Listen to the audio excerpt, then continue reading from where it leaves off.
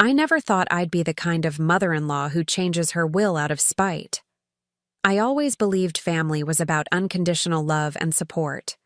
But when you're lying in a hospital bed, unable to even lift yourself to use the bathroom, you discover who truly cares about you and who's just waiting for you to leave this world so they can claim what you've built. My daughter-in-law Tori made it perfectly clear which category she fell into. What she didn't realize was that I had already made arrangements to ensure everyone got exactly what they deserved. Before we jump back in, tell us where you're tuning in from, and if this story touches you, make sure you're subscribed, because tomorrow I've saved something extra special for you. My name is Eleanor Wilson. At 72, I've outlived my husband Richard, survived breast cancer, and built a life I'm proud of.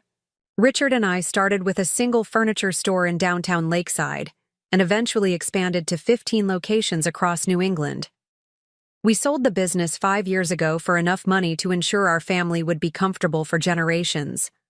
Richard passed away 2 years later, a sudden heart attack while tending to his beloved garden. I miss him every day, especially his laugh, which could fill our entire house with warmth. After Richard's death, I stayed in our family home, a beautiful colonial overlooking the lake that had been our sanctuary for 4 decades. I remained active on several local charity boards and kept my weekly lunch dates with Grace, my neighbor, of 30 years. I wasn't ready for a retirement community, despite my son James and his wife Victoria dropping hints about simplified living whenever they visited. "Mom, you don't need all this space," James would say, gesturing vaguely around my living room. "Think about how nice it would be to have everything on one floor, with people taking care of the maintenance." Victoria would nod eagerly, adding, "Sunset Assisted Living has beautiful units available right now. We could go tour them this weekend." I always smiled politely and changed the subject. What they didn't understand, or perhaps understood all, too well, was that this house wasn't just a collection of rooms to me. It was where Richard and I had built our life together. It was where we had raised our sons, James and Michael. It was home. But everything changed 3 months ago when I slipped on an icy patch on my front steps. Dr. Phillips delivered the news with characteristic directness. "Eleanor, your hip needs replacing. There's no getting around it." He explained that the recovery would be challenging. I would need help for at least 6 to 8 weeks, someone to assist with meals, medications, and mobility. "Is there someone who can stay with you?" he asked, his expression concerned. "Or we should discuss temporary care facilities." "I'll talk to my family," I assured him. That evening, I called James, who lived just 30 minutes away in Hartford. His response was immediate concern, but when I mentioned needing someone to stay with me after the surgery, there was a pause. "Let me talk to Tori," he said. "We'll figure something out." 2 days later, they arrived for Sunday dinner, an unusual occurrence since they typically only visited once a month. James looked uncomfortable, fidgeting with his napkin throughout the meal. Tori wore a tight smile that didn't reach her eyes. "Mom," James finally said as I served coffee in the living room, "we've discussed your situation, and we think the best solution is for you to recover at our house. We can set up the guest room." Before I could respond, Tori jumped in. "It makes the most sense. James can drop you at physical therapy on his way to work, and I can help with meals and medications." Her tone was practical, rehearsed. I glanced at my son, whose eyes were fixed on his coffee cup. "That's very kind of you," I said carefully, "but I've been thinking I might hire a home health aide to help me here." Tori's expression tightened.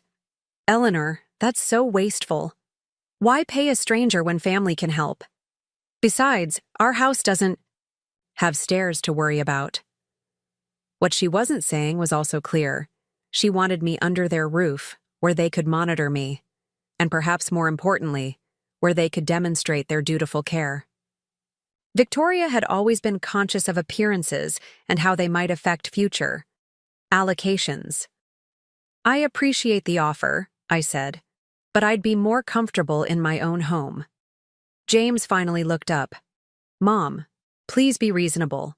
The doctor said you'll need help for weeks. Your house isn't set up for someone with mobility issues. I felt a flash of irritation. This house has been my home for 40 years. I'm not invalid yet.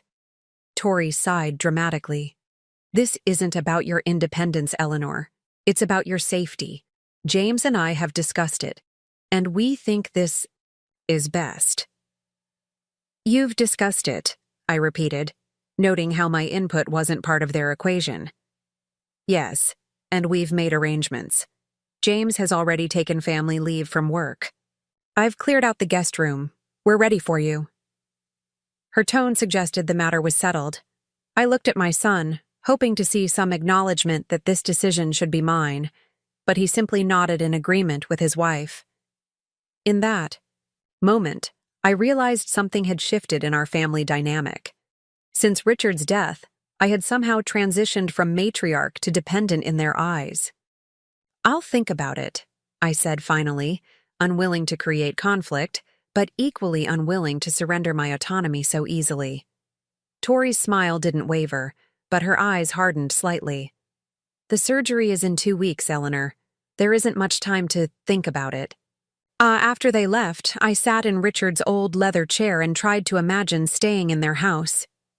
James and Tori had a beautiful colonial in an exclusive neighborhood, tastefully decorated but lacking warmth. Their home always felt like a showpiece rather than a living space. The thought of being confined there, dependent on Tori's assistance, made my chest tighten with anxiety. I picked up the phone and called my younger son, Michael, who lived in Seattle. Unlike James, who had followed his father into the family business, Michael had charted his own course, becoming an environmental engineer. He had always been my free spirit. Mom, if you need me to come, I'll be on the next flight, he said immediately after I explained the situation. No, honey, that's not necessary. I just wanted your perspective. Well, if you're asking whether you should move in with James and Tori. He hesitated. Let's just say I wouldn't. I chuckled. Michael had never hidden his feelings about his sister-in-law. That's not very helpful. Look, Mom, you have the resources to hire the best care available. Why would you subject yourself to Tori's attention? He had a point. Money wasn't an issue. Richard had ensured that. But I also understood family obligations and didn't want to create a rift. James offered to take leave from work, I said. James offered, or Tori volunteered him? Michael asked pointedly. Before I could respond, he continued, Mom, I love you, and I want you to recover comfortably. If you stay in your own home, I'll fly out for the surgery and the first week. Then we can arrange for professional help. The relief I felt at his offer confirmed what I already knew in my heart. That would be wonderful, Michael, thank you. The next morning, I called James and told him I'd decided to recover at home with Michael's help for the first week, followed by professional care. There was a long silence on the line. Michael's coming? He finally asked, surprise evident in his voice. He didn't mention anything to me. I just spoke with him last night. He offered immediately. Another pause. Mom, that's not a good plan. Michael can't stay indefinitely, and those home health aides are expensive and unreliable. We've already prepared everything here. Preparing and narrating this story took us a lot of time, so if you are enjoying it, subscribe to our channel. It means a lot to us. Now back to the story. James, I've made my decision. I appreciate your concern, but I'll be more comfortable in my own home. Let me talk to Tori, he said, an edge of frustration in his voice. She's put a lot of effort into this. Later that evening, my doorbell rang. I opened it to find Tori standing there alone, her expression serious. She had changed from her work clothes into casual attire, but still looked polished, her caramel-highlighted hair perfectly styled, her nails freshly manicured. Eleanor, she said, stepping inside without waiting for an invitation. We need to talk. I led her to the living room, where she perched on the edge of the sofa, declining my offer of tea. James told me about your alternative arrangements, she began, her tone measured. I have to say, I'm hurt that you would rather hire strangers than accept our help. I took a seat across from her. Tori, it's not about rejecting your help. It's about where I'll be most comfortable during recovery. She leaned forward. Is this about Michael? Because if you wanted family involved, James is right here. He's taking time off work for you. Which I appreciate, I said carefully. But this is my decision. Her expression hardened slightly. Eleanor, I don't think you understand the implications of what you're choosing. We're talking about weeks of recovery. Professional care for that long will cost thousands of dollars. I'm aware of the costs. It's just so wasteful, she insisted. That money could be going toward Olivia's college fund or… She stopped herself, perhaps realizing how her priorities were being revealed. My medical decisions aren't about financial efficiency, Tori. She sighed, changing tactics. I'm concerned about you being alone in this big house. What if you fall again? What if there's an emergency in the middle of the night? The service I'm considering provides 24-hour care if needed. Tori stood and began pacing, her frustration visible. You're being stubborn, Eleanor. This isn't about your independence. It's about what's practical. Perhaps to you, I said, remaining calm. To me, it's very much about my independence. She stopped and turned to face me. Is that what this is? Some kind of statement? Because if you're trying to prove something by throwing money away on hired help when your family is willing to care for you, I'm not trying to prove anything, I interrupted, my patience wearing thin. I'm making the choice that's best for my recovery. Tori stared at me for a long moment, then collected her purse. Fine. Do what you want, but don't expect James to be available whenever you call. He has responsibilities to his wife and daughter, too. After she left, I sat in the growing darkness of my living room, replaying our conversation. Tori had always been polite, if somewhat distant, during family gatherings. She complimented my cooking, asked appropriate questions about my charity work, and never forgot my birthday. But beneath that veneer of consideration, there had always been a calculation, a awareness of what our relationship could mean for her future security. Richard had built substantial wealth, and though I'd never discussed the specifics of our estate planning with James or Tori, they were certainly aware of the general scope. Our furniture business had been sold for millions, and there were investment properties, stock portfolios, and of course, this house, prime real estate on Lakeside's most desirable street. The next morning, I called Martin Reynolds, Richard's longtime business partner and our family attorney, and scheduled an appointment.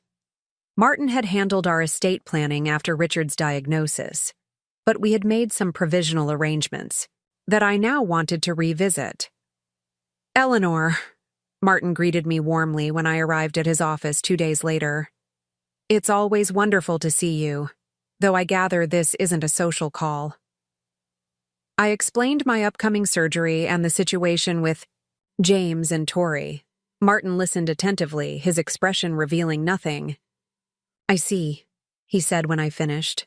And how can I help you today? I'd like to review my estate plan, I said. Make some adjustments. Martin nodded, pulling up my file on his computer.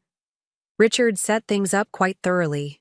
The primary estate passes to you, of course, and then splits equally between James and Michael upon your passing, with trusts established for the grandchildren's education. Yes, and that general structure should remain, I confirmed. But I'd like to make some specific changes regarding the house and business properties. For the next hour, Martin and I discussed various options. I wasn't acting out of pure emotion. I had been considering these changes since observing Tori's increasing interest in my finances after Richard's passing. The conversation with her had merely confirmed what I already suspected about her priorities. As I left Martin's office, I felt a weight lift from my shoulders. The changes wouldn't be finalized until after my recovery, but having a plan in place gave me peace of mind. I wasn't being vindictive. I was being pragmatic about the kind of care and consideration I valued.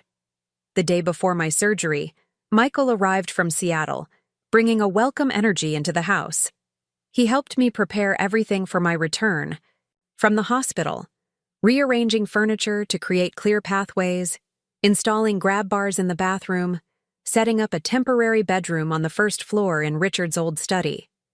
James and Tori visited that evening, ostensibly to wish me well, but clearly surprised to see the modifications already underway. Tori's eyes widened as she took in the hospital bed now occupying Richard's study. "You've been busy," she remarked, her tone suggesting we had overreacted. Michael smiled pleasantly. "Just making sure Mom has everything she needs for a smooth recovery." "We could have done this at our house," Tori said, directing her comment to me rather than Michael.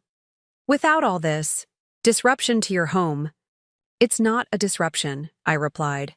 "It's an adaptation." Dinner was a tense affair, with Tori making pointed remarks about the expense of the equipment rentals and the home health aide I had scheduled. James remained largely silent, occasionally attempting to steer the conversation toward neutral topics. As they were leaving, Tori hugged me stiffly. "We'll visit you in the hospital tomorrow after the surgery," she said. "And James will check on the house while Michael is with you." "That won't be necessary," Michael interjected smoothly. "I've arranged for everything to be taken care of." Tori's smile tightened. "Family should be involved, Michael. You can't just fly in from across the country and take over." "I'm not taking over," he replied, his voice level. "I'm helping Mom execute her own plan." After they left, Michael turned to me with a raised eyebrow. "Was Tori always this controlling, or has she gotten worse?" I sighed. "She means well, in her way." Even as I said it, I wasn't entirely convinced. "Mom, you don't have to make excuses for her. It's okay to acknowledge that her help comes with strings attached." He was right, of course. Tori's assistance had always been transactional, given with an expectation of future return, whether that was social capital, influence over James, or ultimately, inheritance. The surgery itself went smoothly. I woke in the recovery room to find Michael sitting beside me, his face breaking into a relieved smile when I opened my eyes. James and Tori arrived shortly after I was settled in my room, bringing flowers and a tablet loaded with e-books. "The doctor says you did great," James said, squeezing my hand. "A textbook procedure." Tori stood at the foot of the bed, her expression appropriate but detached. "We've set up a meal train with some of the neighbors," she announced. "Though I still think recovering at our house would have been easier for everyone." Michael shot her a look but said nothing, maintaining the peace for my benefit. The next 3 days in the hospital were a blur of pain medication, physical therapy assessments, and visits from the care team. Michael stayed with me much of the time, while James and Tori made brief, daily appearances, always during visiting hours, always with small gifts and updates about their daughter Olivia's activities. On the day of my discharge, I expected James to join Michael in bringing me home. Instead, only Tori arrived, explaining that James had an unexpected work emergency. "He feels terrible about it," she said, though her tone suggested mild inconvenience rather than sincere regret. "But I'm here to help get you settled." Michael handled the discharge paperwork while a nurse reviewed my home care instructions, with both of them. Tori nodded along, occasionally asking questions that revealed her assumption that she would be more involved in my care than I had planned. "I'll need your number to coordinate the medication schedule," she said to the home health aide who had arrived to accompany us. "Mrs. Wilson has already provided me with all the necessary contacts." The aide, a compassionate, experienced woman named Diane, responded professionally. Tori's expression flickered with surprise, then annoyance. "Well, as her family, we'll need to be kept informed." "Of course," Diane agreed, with Mrs. Wilson's permission. I could see Tori processing this response, the gentle but firm reminder that I remained in charge of my own care decisions, despite my temporary physical limitations. The ride home was quiet, with Tori making occasional comments about traffic or the weather. Once we arrived, Michael and Diane helped me inside and got me settled in the converted study while Tori hovered uncertainly in the doorway. "There's fresh food in the refrigerator," Michael told me. And Grace from next door dropped off a casserole. The medication schedule is on the nightstand, and Diane will be here until 8 tonight. Then the night aide arrives. Tori stepped forward. "I could stay tonight instead of hiring someone else. Save you the expense." "That's very kind," I said, "but everything's arranged. You should go home to Olivia." A flash of irritation crossed her face. "Eleanor, I'm trying to help. I don't understand why you're so resistant to family assistance but perfectly willing to pay strangers." Michael intervened before I could respond. "Tori, Mom appreciates the offer, but the professional care is already scheduled. It's not personal." But it was personal, in many ways. It was about maintaining my dignity and independence. It was about receiving care from someone whose job was to help me recover, not someone who viewed caring for me as a chore or an investment in future inheritance. Tori left shortly after, promising that she and James would check in tomorrow. As the front door closed behind her, I let out a long breath I hadn't realized I was holding. "You okay, Mom?" Michael asked, concern evident in his voice. "Just tired," I assured him, "and grateful you're here." The first week of recovery was the hardest. Pain management, limited mobility, and the frustration of dependence all tested my patience. Michael was a godsend, attentive without hovering, helpful without taking over. He made me laugh even on the worst days, reminiscing about family vacations and Richard's terrible dad jokes. James visited daily, usually alone during his lunch break. He seemed torn, genuinely concerned about my recovery, but also clearly uncomfortable with the arrangement.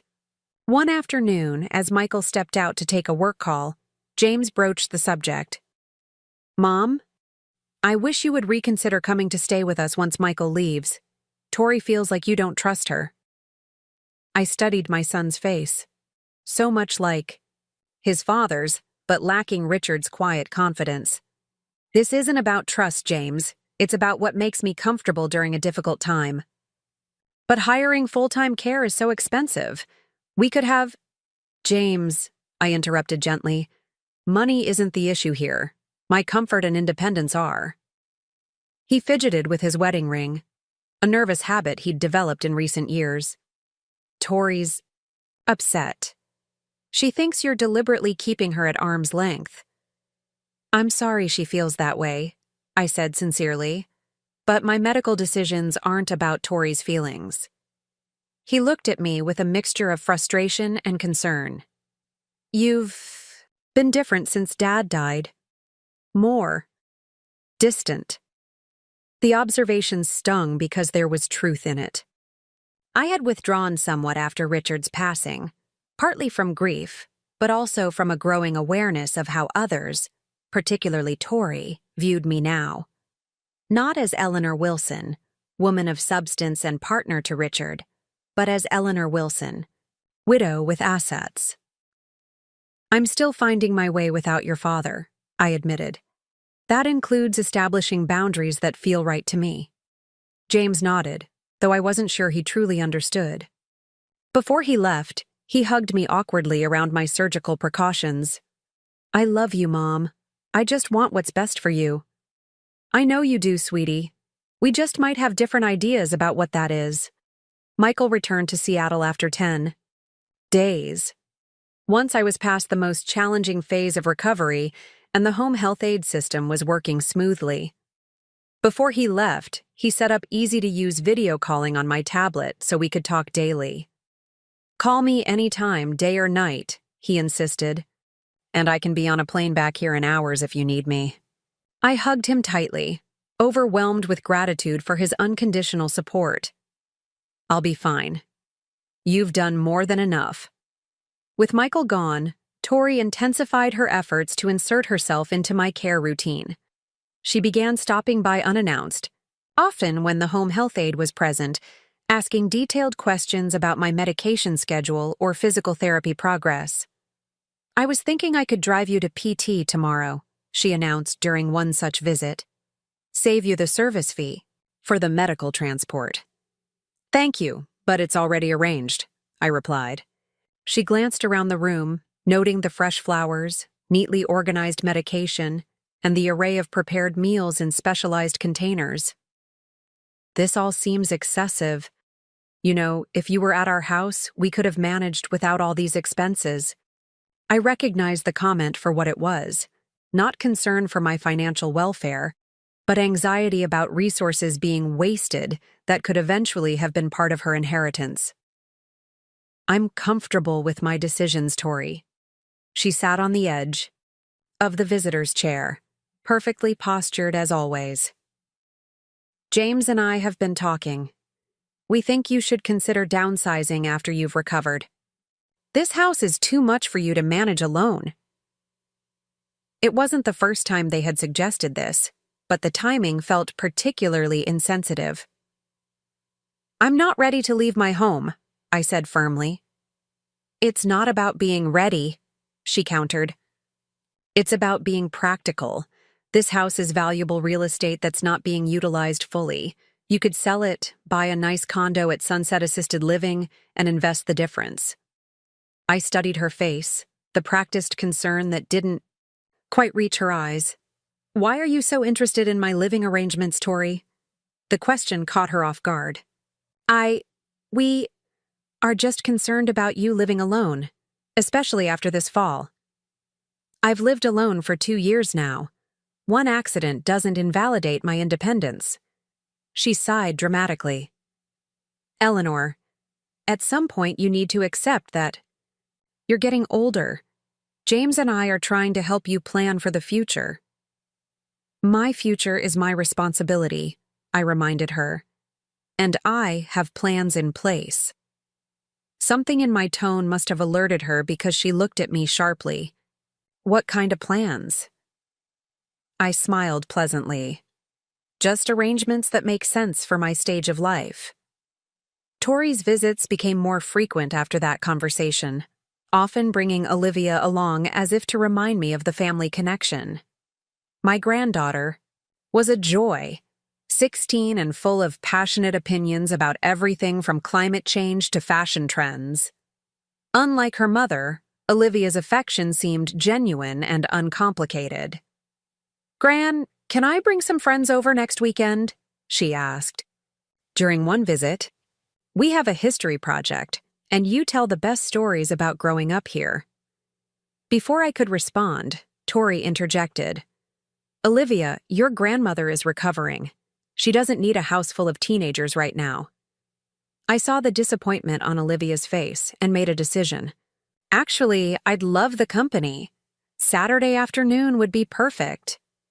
Tori's mouth tightened, but she said nothing, likely unwilling to contradict me in front of Olivia. Later, as they were leaving, Tori hung back after Olivia went to the car. "Eleanor, I wish you had discussed this with me first. Hosting teenagers is a lot of work, even without your limitations." "I'm not hosting a party, Tori. I'm spending time with my granddaughter and her friends. Still, I should have been consulted. I'm responsible for Olivia." "And I'm responsible for myself," I reminded her, "including deciding who visits my home." She studied me for a long moment. "You've changed since the surgery. You're more assertive." I smiled. "Perhaps I'm just more clear about what matters to me now."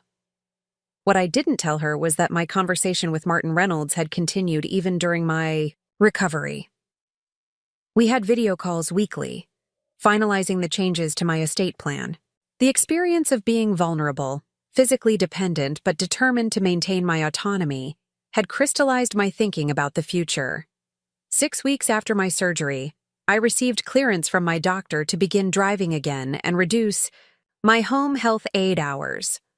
I celebrated by inviting both my sons and their families to Sunday dinner, the first I would cook myself since the operation. Michael flew in for the weekend, arriving Saturday morning with an armful of fresh flowers and my favorite chocolates from Seattle. James, Tori, and Olivia arrived Sunday afternoon precisely at the agreed time, bearing a store-bought dessert. "Mom, should you be standing so much?" James asked, watching me move between the stove and counter with my new subtle limp. "Dr. Phillips says moderate activity is good for my recovery," I assured him. "Besides, Michael has been helping with the heavy lifting." Tori surveyed the kitchen, noting the extensive preparation. "You could have asked us to bring something more than just dessert. Or we could have hosted at our house." "I wanted to cook," I said simply. "It feels good to be back in my kitchen." Dinner itself was pleasant enough, with Olivia chattering about college applications and Michael sharing stories about his latest environmental project. James spoke little, seeming distracted, while Tori maintained her usual polite but reserved demeanor. As we moved to the living room for coffee, I decided it was time. "Before dessert, I'd like to talk to all of you about something important." James and Tori exchanged glances while Michael looked at me curiously. "This experience, the surgery, the recovery, has made me think a lot about the future," I began. "About what matters to me and what kind of legacy I want to leave." Tori sat up straighter, her attention suddenly focused. James looked nervous. "I've decided to make some changes to my estate plan," I continued. "Nothing dramatic, but adjustments that better reflect my wishes." "Mom, is this really necessary?" "Right now," James interrupted, "you're still recovering." "My mind is quite clear, James," I assured him, "and these decisions aren't impulsive. I've been considering them for some time." I reached for the folder Martin had prepared for me and removed several documents. "First, I want you all to know that I've established a healthcare directive and durable power of attorney." I handed copies to both James and Michael. Michael will be my primary healthcare proxy, with James as the alternate. Tori's expression tightened, but she remained silent. "Second, regarding the estate itself, the financial assets will still be divided equally between James and Michael, with education trusts for the grandchildren." James nodded, visibly relieved. "However," I continued, "I've made specific provisions regarding the house and the commercial properties." Now Tori leaned forward slightly. "This house will not be sold upon my death. Instead, it will be placed in a trust for 5 years, during which time it will serve as a transitional home for women recovering from illness or domestic situations.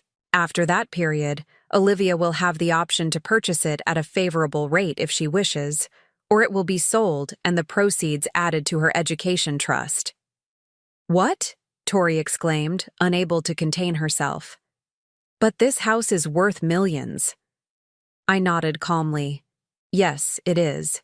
And after helping others for 5 years, it will benefit my granddaughter, either as a home or as education funding, not as a quick liquidation opportunity." James looked stunned. "Mom, I don't understand. We always assumed the house would be part of the estate division." "The value of the house is accounted for in the overall distribution," I assured him. "You and Michael will still receive equal financial benefit. This is about how the assets are used, not their ultimate destination." Michael, I noticed, was watching the exchange with quiet interest, while Olivia's eyes had widened at the mention of her name. "As for the commercial properties," I continued, "I've decided to donate the Maple Street building to the Community Arts Center with a perpetual exhibit space named for your father. The remaining properties will be managed in trust, with the income divided equally between you both for 10 years, after which you can decide whether to sell or continue the arrangement." Tori stood abruptly. "This is ridiculous. You're giving away family assets to strangers before your own children?" "Tori," James cautioned, clearly embarrassed. "No, James. Your mother is effectively disinheriting you from property that should rightfully pass to you." "And for what?" Some temporary shelter that will just drain value from the estate? I met her gaze steadily. Is that how you see my home, Tori? As an asset to be liquidated as quickly as possible after I'm gone? That's not... I didn't mean... She stammered, suddenly aware of how her outburst revealed her priorities. I think you've made your perspective quite clear, I said quietly. Not just today, but throughout my recovery. Your concern has never been my comfort or independence, but rather how quickly and efficiently my assets could be transferred to your control. The room fell silent. James looked at the floor, his discomfort palpable. Michael watched Tori with undisguised disapproval. Olivia seemed confused by the sudden tension. Gran, she finally said, breaking the silence. I don't want your house. I mean, it's beautiful, but it's yours. You should live here as long as you want. I smiled at her genuine concern. Thank you, sweetheart. I plan to. But someday, when I'm gone, I want this home to continue bringing comfort to those who need it before it potentially becomes a home for new generations. Tori collected her purse with trembling hands. James, we're leaving. My son looked torn, glancing between his wife and me. Mom, maybe we should discuss this more when everyone's calmer. There's nothing to discuss, I said gently. These aren't proposals, they're decisions I've already made. Martin has the paperwork ready for my signature next week. This isn't fair, Tori insisted, her voice rising. We've been helping you, caring about your welfare, while Michael swoops in for a few days and then leaves. Yet he gets equal inheritance and more control? Is that why you helped, Tori? For the inheritance? She flushed. Of course not. But family takes care of each other with the understanding that they'll be rewarded financially? I finished for her. James finally found his voice. Mom, that's not what she means. We just always understood that the family properties would pass directly to us someday. And they will. The value of them, at least. Just not in the immediate liquid form Tori seems to prefer. Tori tugged at James's arm. I won't stand here and be insulted. Your mother has clearly made up her mind about me. As they moved toward the door, Olivia hanging back uncertainly, I called out, James, I love you. That hasn't changed. But love doesn't mean I have to enable attitudes about my life and property that I find troubling. He paused, looking back at me with a mixture of hurt and confusion. I don't understand why you're doing this now. Because nearly dying on my bathroom floor gave me clarity, I said simply. About who truly cares for me as a person, not as a collection of assets to be managed and eventually claimed. After they left, with Olivia promising to call me later, Michael helped me clear the untouched dessert. That was quite a dinner.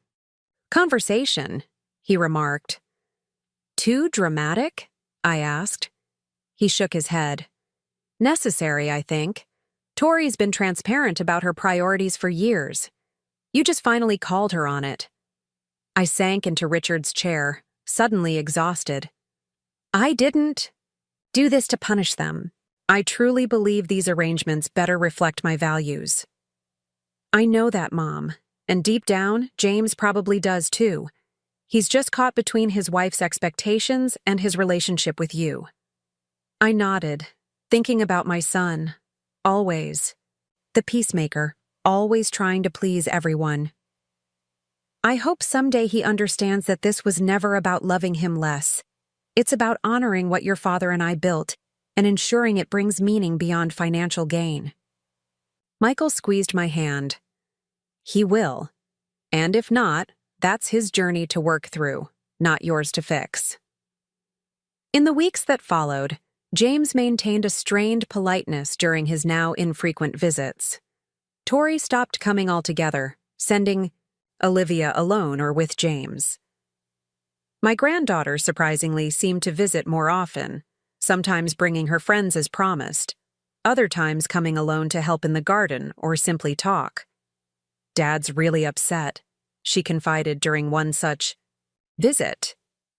Not about the money, I don't think, but because he feels like you don't trust him. It's not about trust, I explained.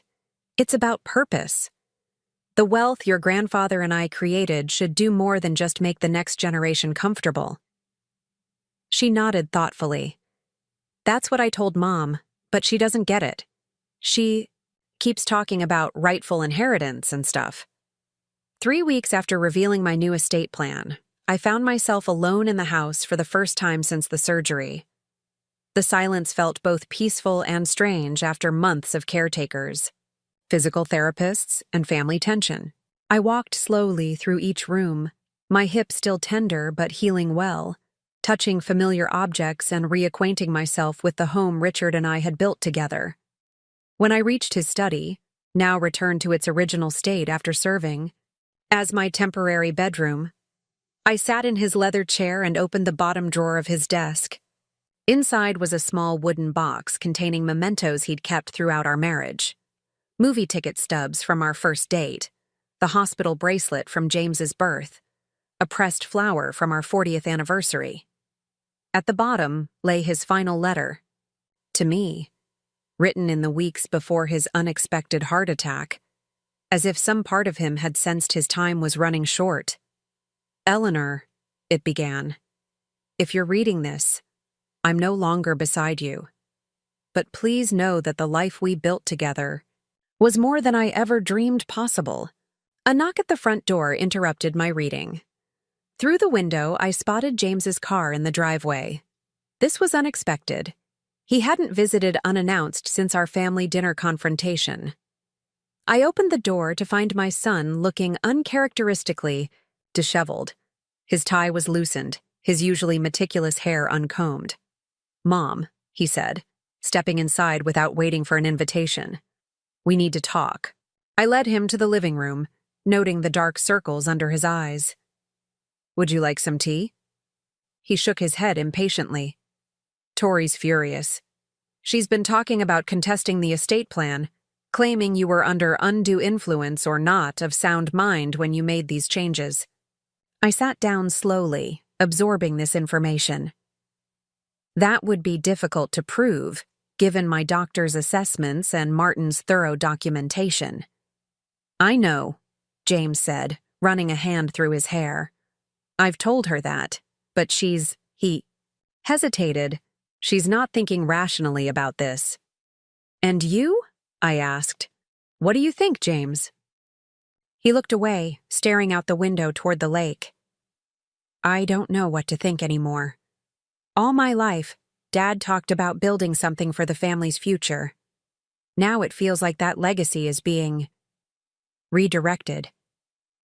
Your father built a legacy of values, not just assets," I reminded him gently. "He would have approved of these changes." James turned back to me, his expression pained. "Would he have approved of driving a wedge between us? Because that's what's happening, Mom. Tori barely speaks to me now, blaming me for not stopping. You. She says I've failed to protect our family's interests." The naked anguish in his voice tugged at my heart.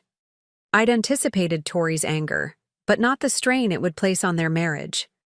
"James," I said carefully, "if your marriage is struggling because of financial expectations about my estate, that suggests deeper issues between you and Tori.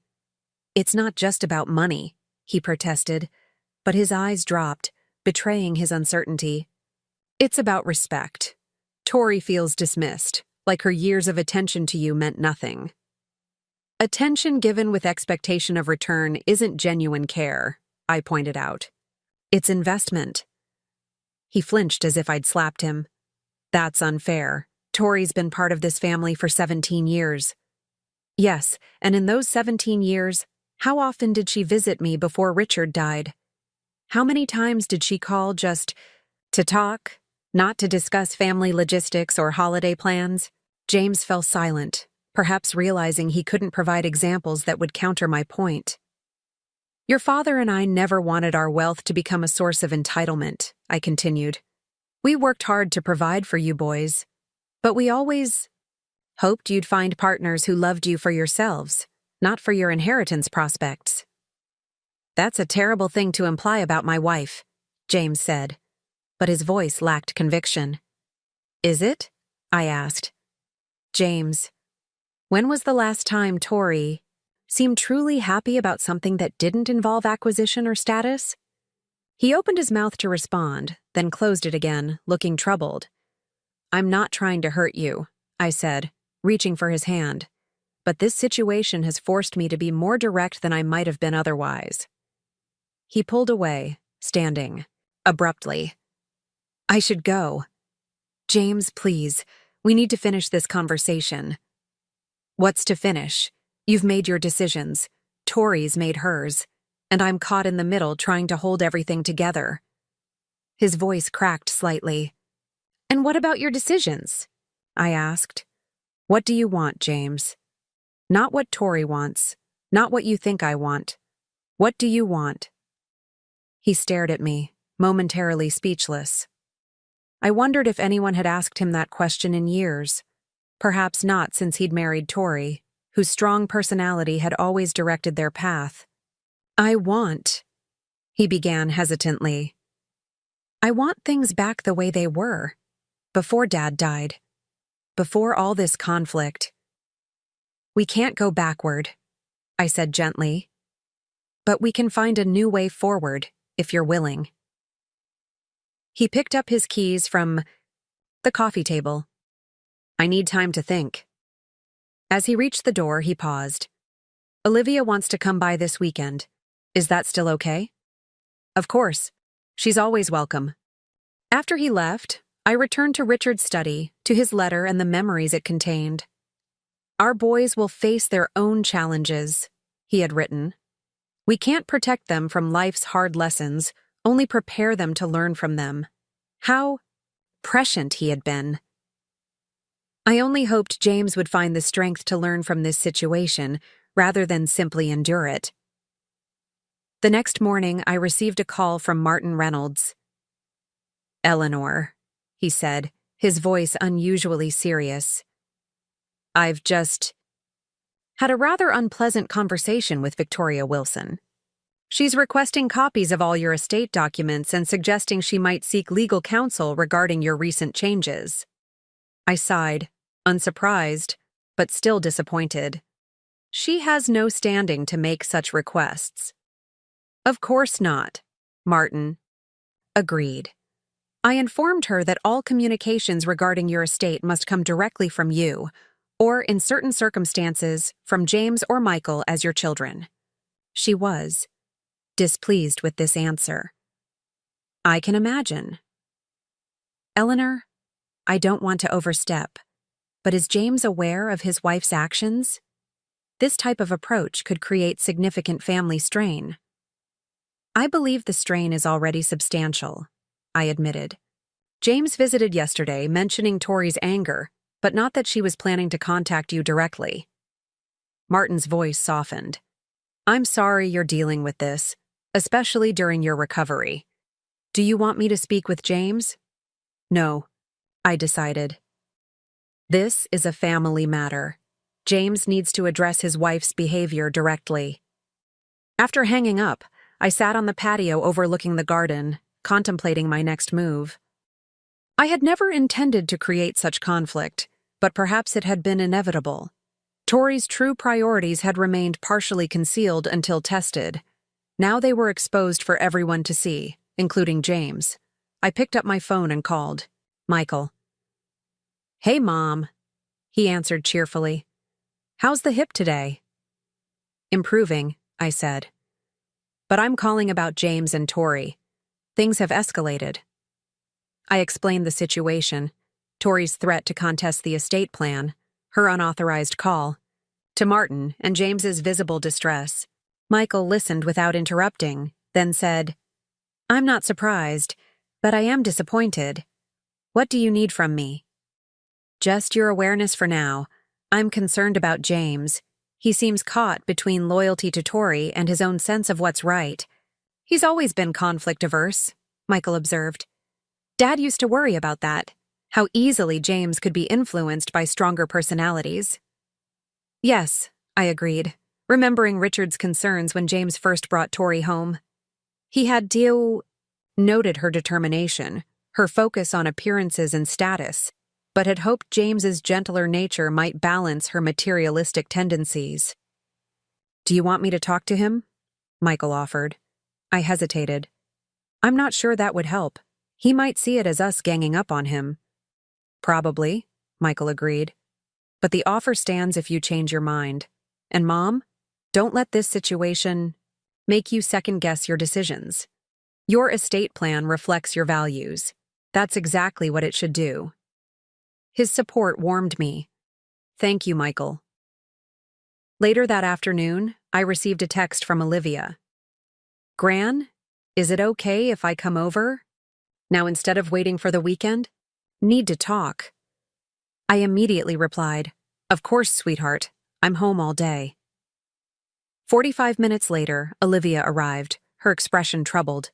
At 16, she straddled the line between child and adult, her features maturing into a lovely echo of James's, but her emotions still volatile and unfiltered. "Mom and Dad are fighting constantly," she announced without preamble, dropping onto the sofa. "It's about the will thing, isn't it?" I sat beside her, careful with my still-healing hip. "Partly, yes, but I suspect there are other issues at play." Olivia pulled at a loose thread on her sleeve.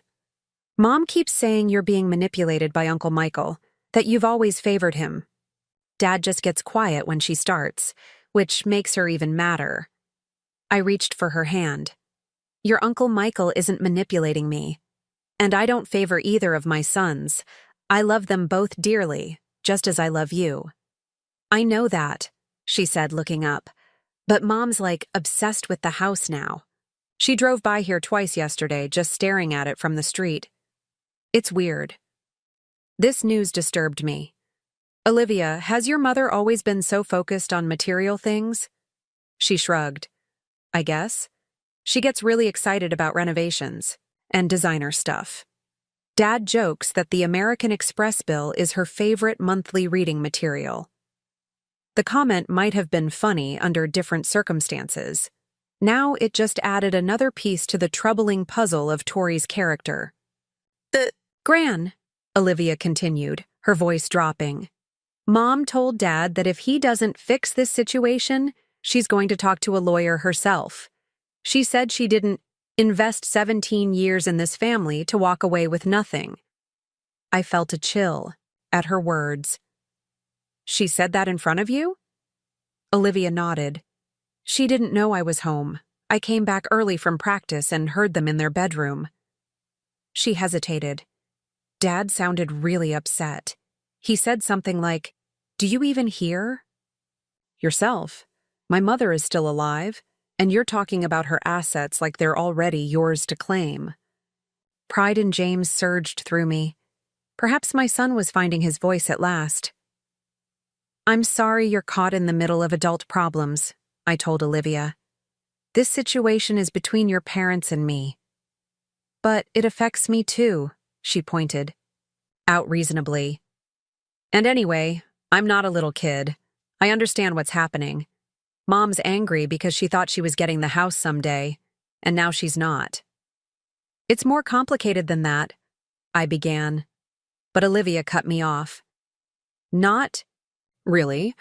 Mom's always talking about how this house is wasted on just one person, how the property values in this neighborhood keep going up, how smart it would be to sell it and consolidate assets."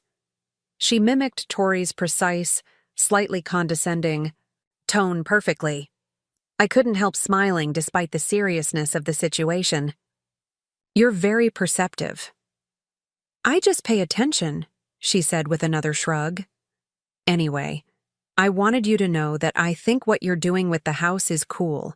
Using it to help people before maybe letting me have it someday, that's way better than just selling it for cash." Her support touched me deeply. "Thank you, Olivia. That means a lot to me." We talked for another hour about her school projects, her hopes for college, her memories of Richard. As she prepared to leave, I asked, "Will your mother be upset that you visited me?"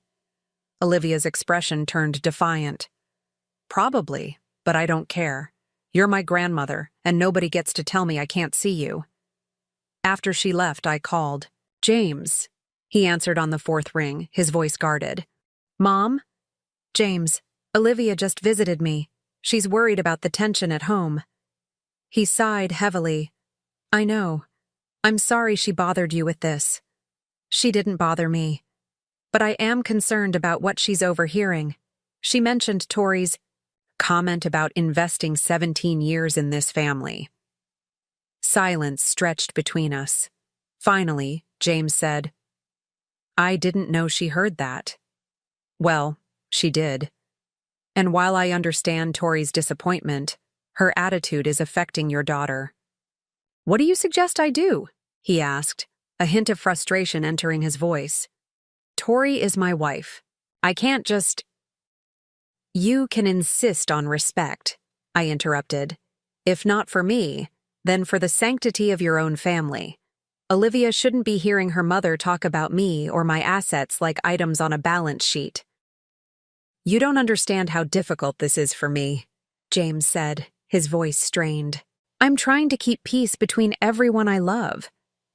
Sometimes peace comes at too high a price, I told him. Your father would tell you the same thing. The mention of Richard seemed to hit him hard. After a long pause, he said quietly, I'll talk to Tori, ask her to be more discreet. It wasn't exactly the firm stance I'd hoped for, but it was something. Thank you, James. And please remember, my door is always open to you and Olivia. Noticeably, he didn't extend the invitation to include Tori.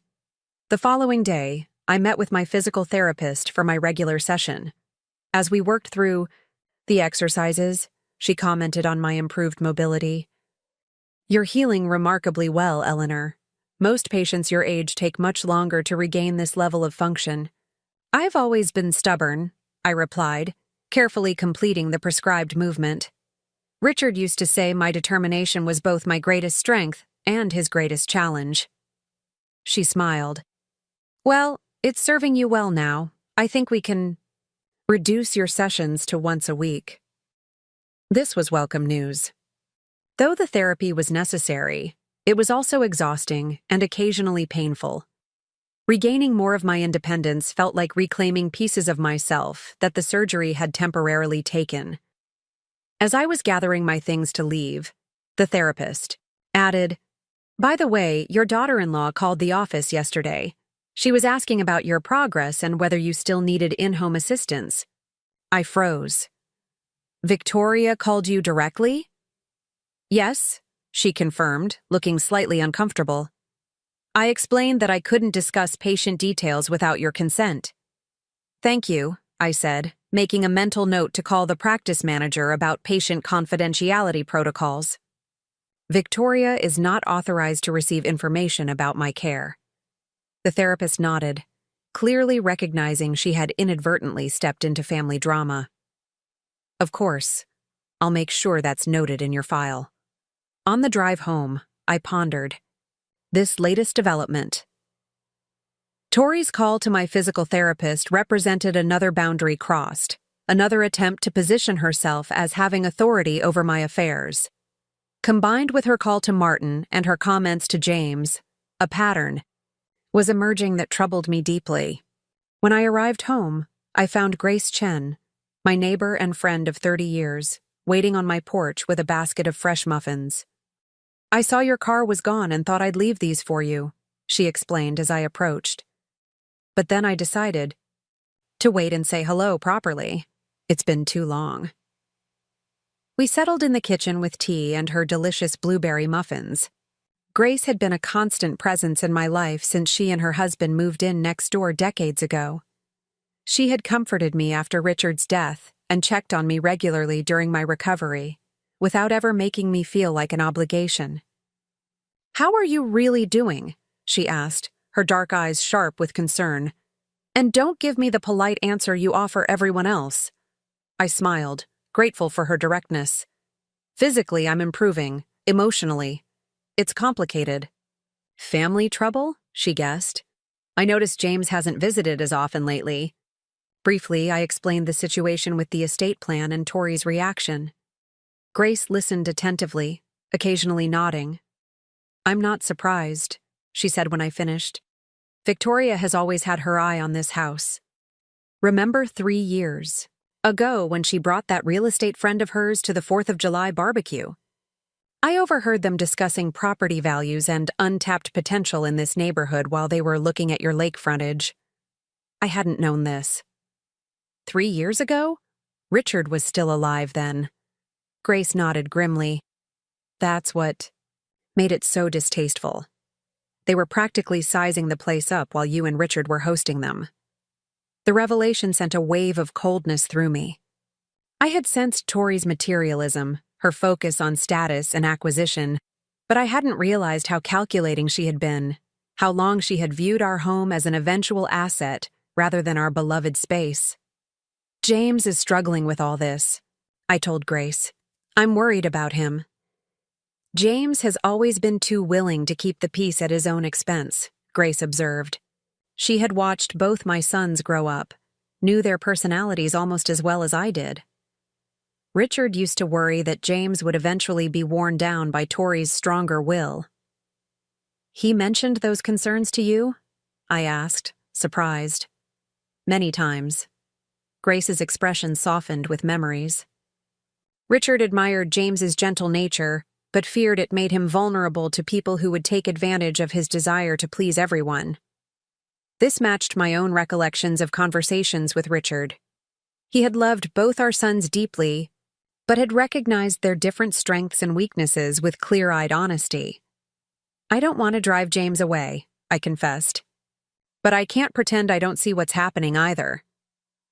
Grace reached across the table and squeezed my hand. "The truth may hurt initially, but lies and pretense poison relationships slowly over time. You're doing the right thing, Eleanor." Her validation comforted me.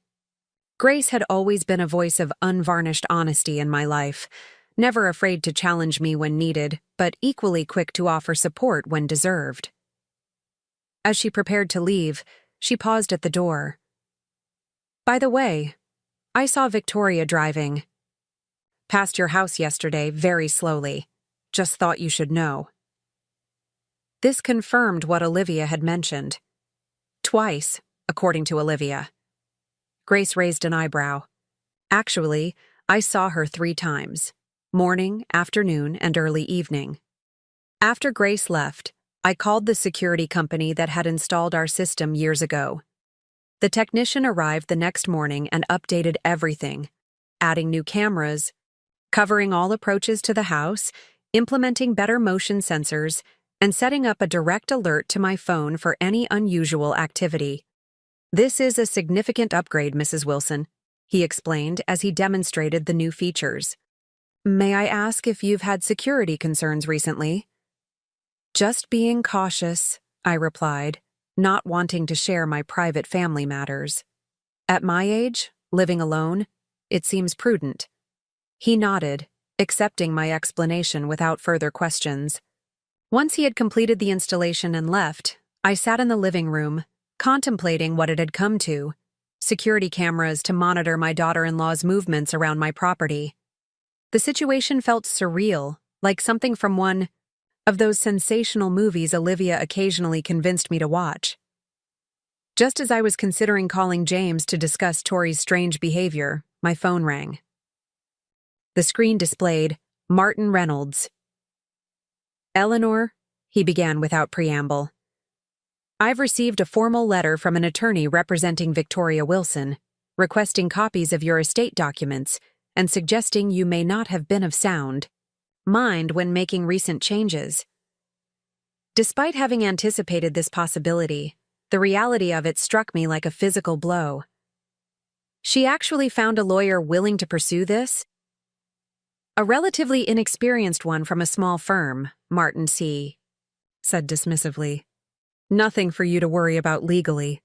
I've already drafted a response explaining the extensive documentation we have regarding your mental competence and the deliberate extended process of your estate planning changes." "And James? Is he aware of this?" Martin hesitated. Letter doesn't mention him as a party to the inquiry, which suggests he may not be involved. However, I would be surprised if he were completely unaware. What happens next? I asked, my mind racing.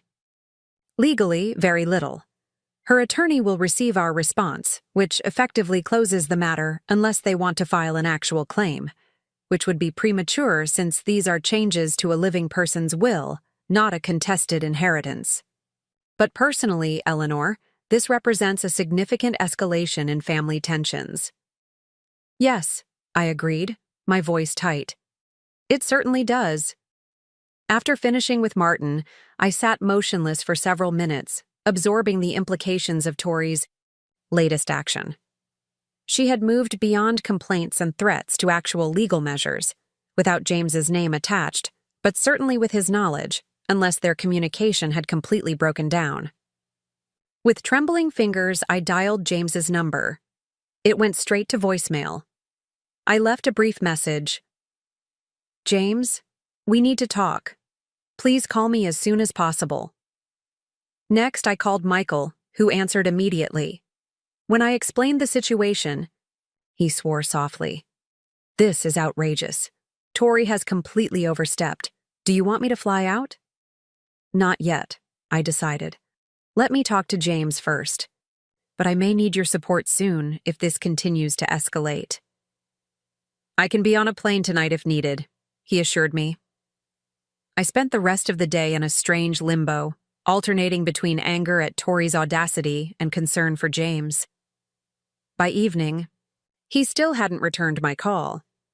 I considered driving to their house but decided against a confrontation that might push him further away. Instead, I texted Olivia. Everything okay at home? Haven't heard from your dad today. Her response came quickly. Dad's not here. He and Mom had a huge fight last night. He packed a bag and left. My heart sank. I called her immediately. Gran, she answered, her voice thick with tears. It's really bad this time. Where's your father now? I asked. I don't know. He wouldn't tell me, said he didn't want to put me in the middle, but he promised he'd call me tomorrow. And your mother? Olivia's voice dropped to a whisper. She's been on the phone all day. I heard her talking to some lawyer saying Dad was undermining her efforts to secure our family's future. Then she was crying to her sister about how Dad chose his mother over his own wife. So messed up. I closed my eyes, feeling the weight of the situation pressing down on me. Olivia, would you like to come stay with me for a few days? Just until things settle down? Mom would never allow it, she said bitterly.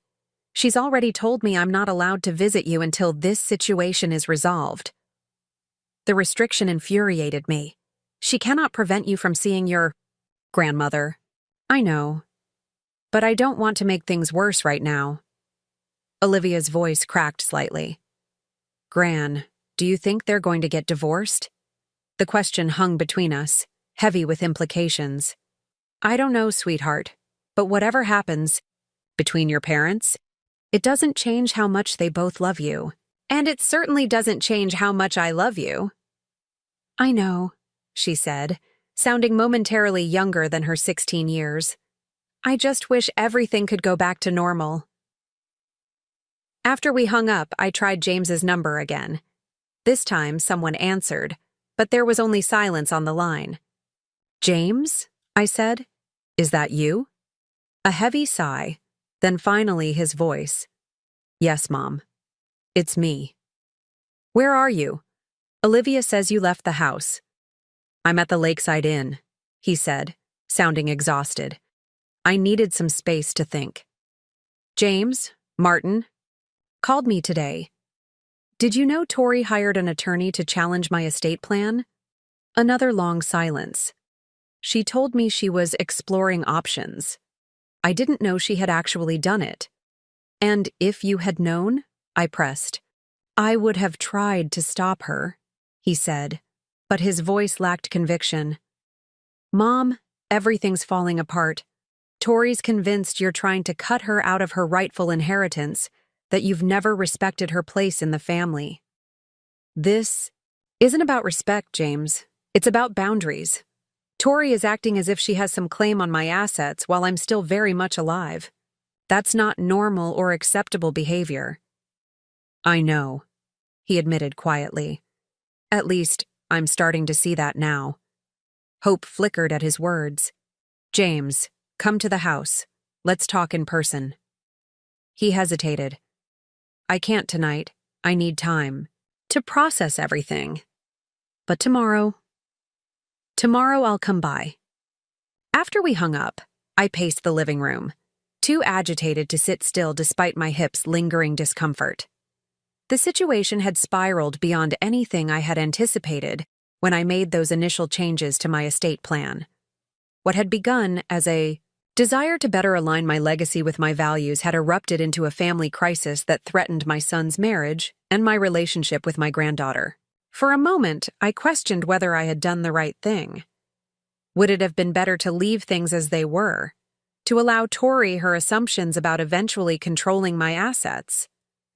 Would that have preserved family peace? But as quickly as the doubt came, it dissipated. No, giving in to Tori's materialistic expectations would only have reinforced her belief that relationships were transactional, that family connections could be valued in dollars and cents. That was not the legacy I wanted to leave, not the lesson I wanted Olivia to learn. I walked to the window overlooking the lake, where evening light cast long shadows across the water. This house had witnessed so many moments of our family history: birthdays, holidays, quiet Sunday afternoons with Richard reading in his chair while I worked on charity committee reports. It was more than wood and glass and prime real estate. It was a repository of memories, a physical manifestation of the life we had built. And now it had become a battleground, exposing the fault lines in our family that had perhaps been there all along, hidden beneath the surface of polite family gatherings and carefully maintained appearances. Tomorrow, James would come, and we would talk, really talk, about what mattered, about the values that should guide our decisions, about the future of our family beyond material possessions and inheritance expectations. I hoped he was finally ready to see the truth, not just about Tori, but about himself and what he truly wanted from life. As I turned away from the window, my phone chimed with a text from Michael. Booked a flight for tomorrow morning. We'll be there by afternoon. This family stands together. Despite everything, I smiled. Whatever tomorrow brought, I wouldn't face it alone. The night passed fitfully, sleep evading me as my mind churned with thoughts of the coming confrontation. By morning, I had settled on an approach, not accusation or defense, but honest, open conversation about values and expectations. James needed clarity, not judgment. I spent the early hours preparing, making his favorite blueberry scones, setting out photo albums from his childhood, gathering documents that might help him understand the reasoning behind my estate decisions. If we were to repair this rift, we needed to reconnect with what truly mattered in our family history. Just as I finished arranging everything, my phone rang. The screen displayed Olivia Mobile. Gran? Her voice sounded strange, higher than usual, threaded with panic. Something's happening at the house. Mom's throwing Dad's things into suitcases, screaming about betrayal. I think she found out he's meeting you today. My grip tightened on the phone. Is your father there? No, but he's on his way. He called to say he'd be picking up some clothes. Gran, I'm scared. I've never seen Mom like this. Where are you right now? I asked, already moving toward the door, grabbing my purse and keys. In my bedroom. Mom's downstairs. Stay there. Lock your door if you can. I'm coming over. No! Olivia's voice rose sharply.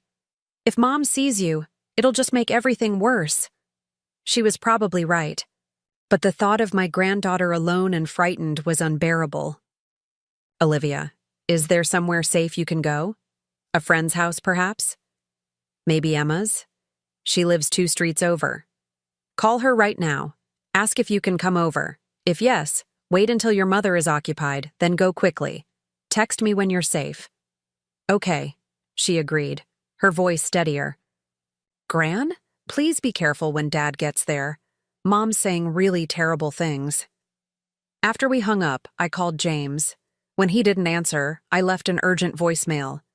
James, Olivia just called me. Tori is extremely upset about our meeting.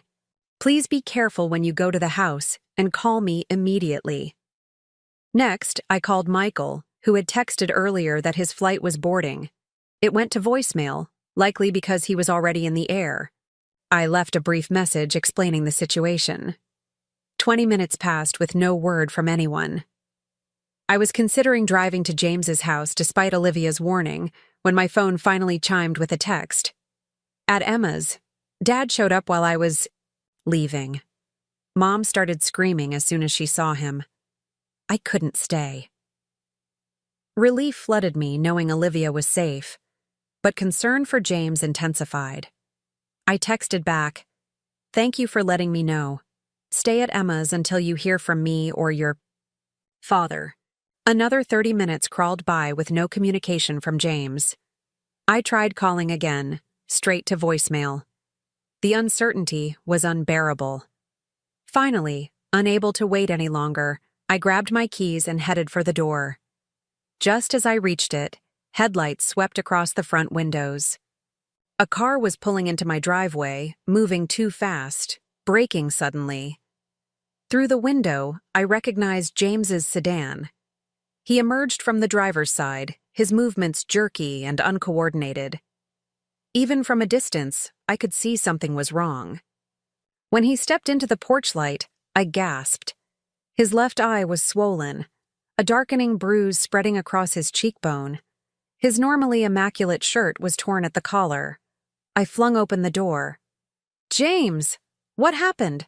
He stumbled inside, collapsing onto the nearest chair. "Tori," he said, his voice hollow. "She saw the texts on my phone, our conversation about meeting today. She was waiting when I arrived." I stared at my son's bruised face, momentarily paralyzed by shock. In 43 years of motherhood, I had never seen James injured like this. Not from childhood roughhousing, not from college sports, certainly not from domestic violence. "Let me get some ice," I managed, guiding him toward the kitchen. He followed mutely, his movements stiff and mechanical. Under the bright kitchen lights, the damage looked even worse. His left eye was swelling shut, the skin around it mottled, purple and red. A thin line of dried blood traced from his split lip down his chin. "James," I said carefully, wrapping ice in a clean dish towel. "Did Tori do this to you?" He nodded once, wincing as he pressed the makeshift ice pack to his face. "She was waiting when I got home, started screaming as soon as I walked in, saying, 'I was plotting against her with you and Michael.'" "Plotting?" I echoed, the accusation so absurd I almost laughed despite the gravity of the situation. "She found our text messages about meeting today. Then she went through my email and found that I'd been in touch with Martin." He closed his good eye briefly. "I told Martin yesterday that I wouldn't support any legal action against you." Pride and sorrow tangled in my chest. "And that's when she—" I gestured to his injuries. "Not exactly." He set the ice pack down, revealing the darkening bruise beneath. "First she threw my laptop, then some framed photos. She was screaming that I'd betrayed her, chosen you over her, ruined all her plans." His voice faltered. When I tried to calm her down, to explain that this wasn't about taking sides, she just lost it. "James, this is assault. We need to call the police." "No." His response was immediate, almost panicked. "No police. It would destroy Olivia to see her mother arrested." "Olivia is already traumatized," I pointed out. "She called me, terrified by what was happening. She's at her friend Emma's house now." Relief flickered across his battered face. "Good. That's good." I told her to leave when I saw how out of control Tori was getting. I sat across from him, trying to process what was happening. My pragmatic, image-conscious daughter-in-law had always seemed coldly calculating, not violently impulsive. Has Tori ever been physical with you before? No. James looked down at his hands. She's thrown things during arguments, slammed doors, but never this. And Olivia? Has Tori ever? No, he interrupted firmly. Never. Tori's been controlling with Olivia, critical sometimes, but never violent.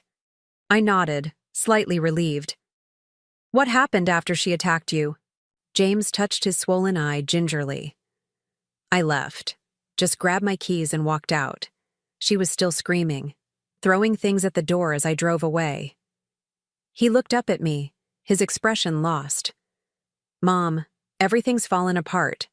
My marriage, my home. You can stay here as long as you need, I assured him, reaching for his hand. The guest room is always ready. His fingers tightened around mine. I should have seen this coming. There were signs. Her obsession with status, with acquiring things, her fixation on your house and what she called our rightful inheritance. He shook his head slowly. I just never wanted to admit what it meant. Which was what? I asked. Gently. That she married me for financial security more than love. That she saw our family connections as assets to be leveraged. His voice broke. That I was a means to an end. The raw pain in his admission squeezed my heart. James, I'm so sorry. Don't be, he said, straightening slightly. I'm the one who should apologize. I should have stood up to her years ago, set boundaries, protected you from her manipulations.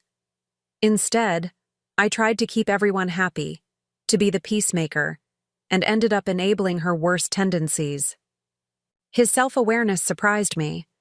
The James of even a few weeks ago would have made excuses, sought compromise, avoided difficult truths.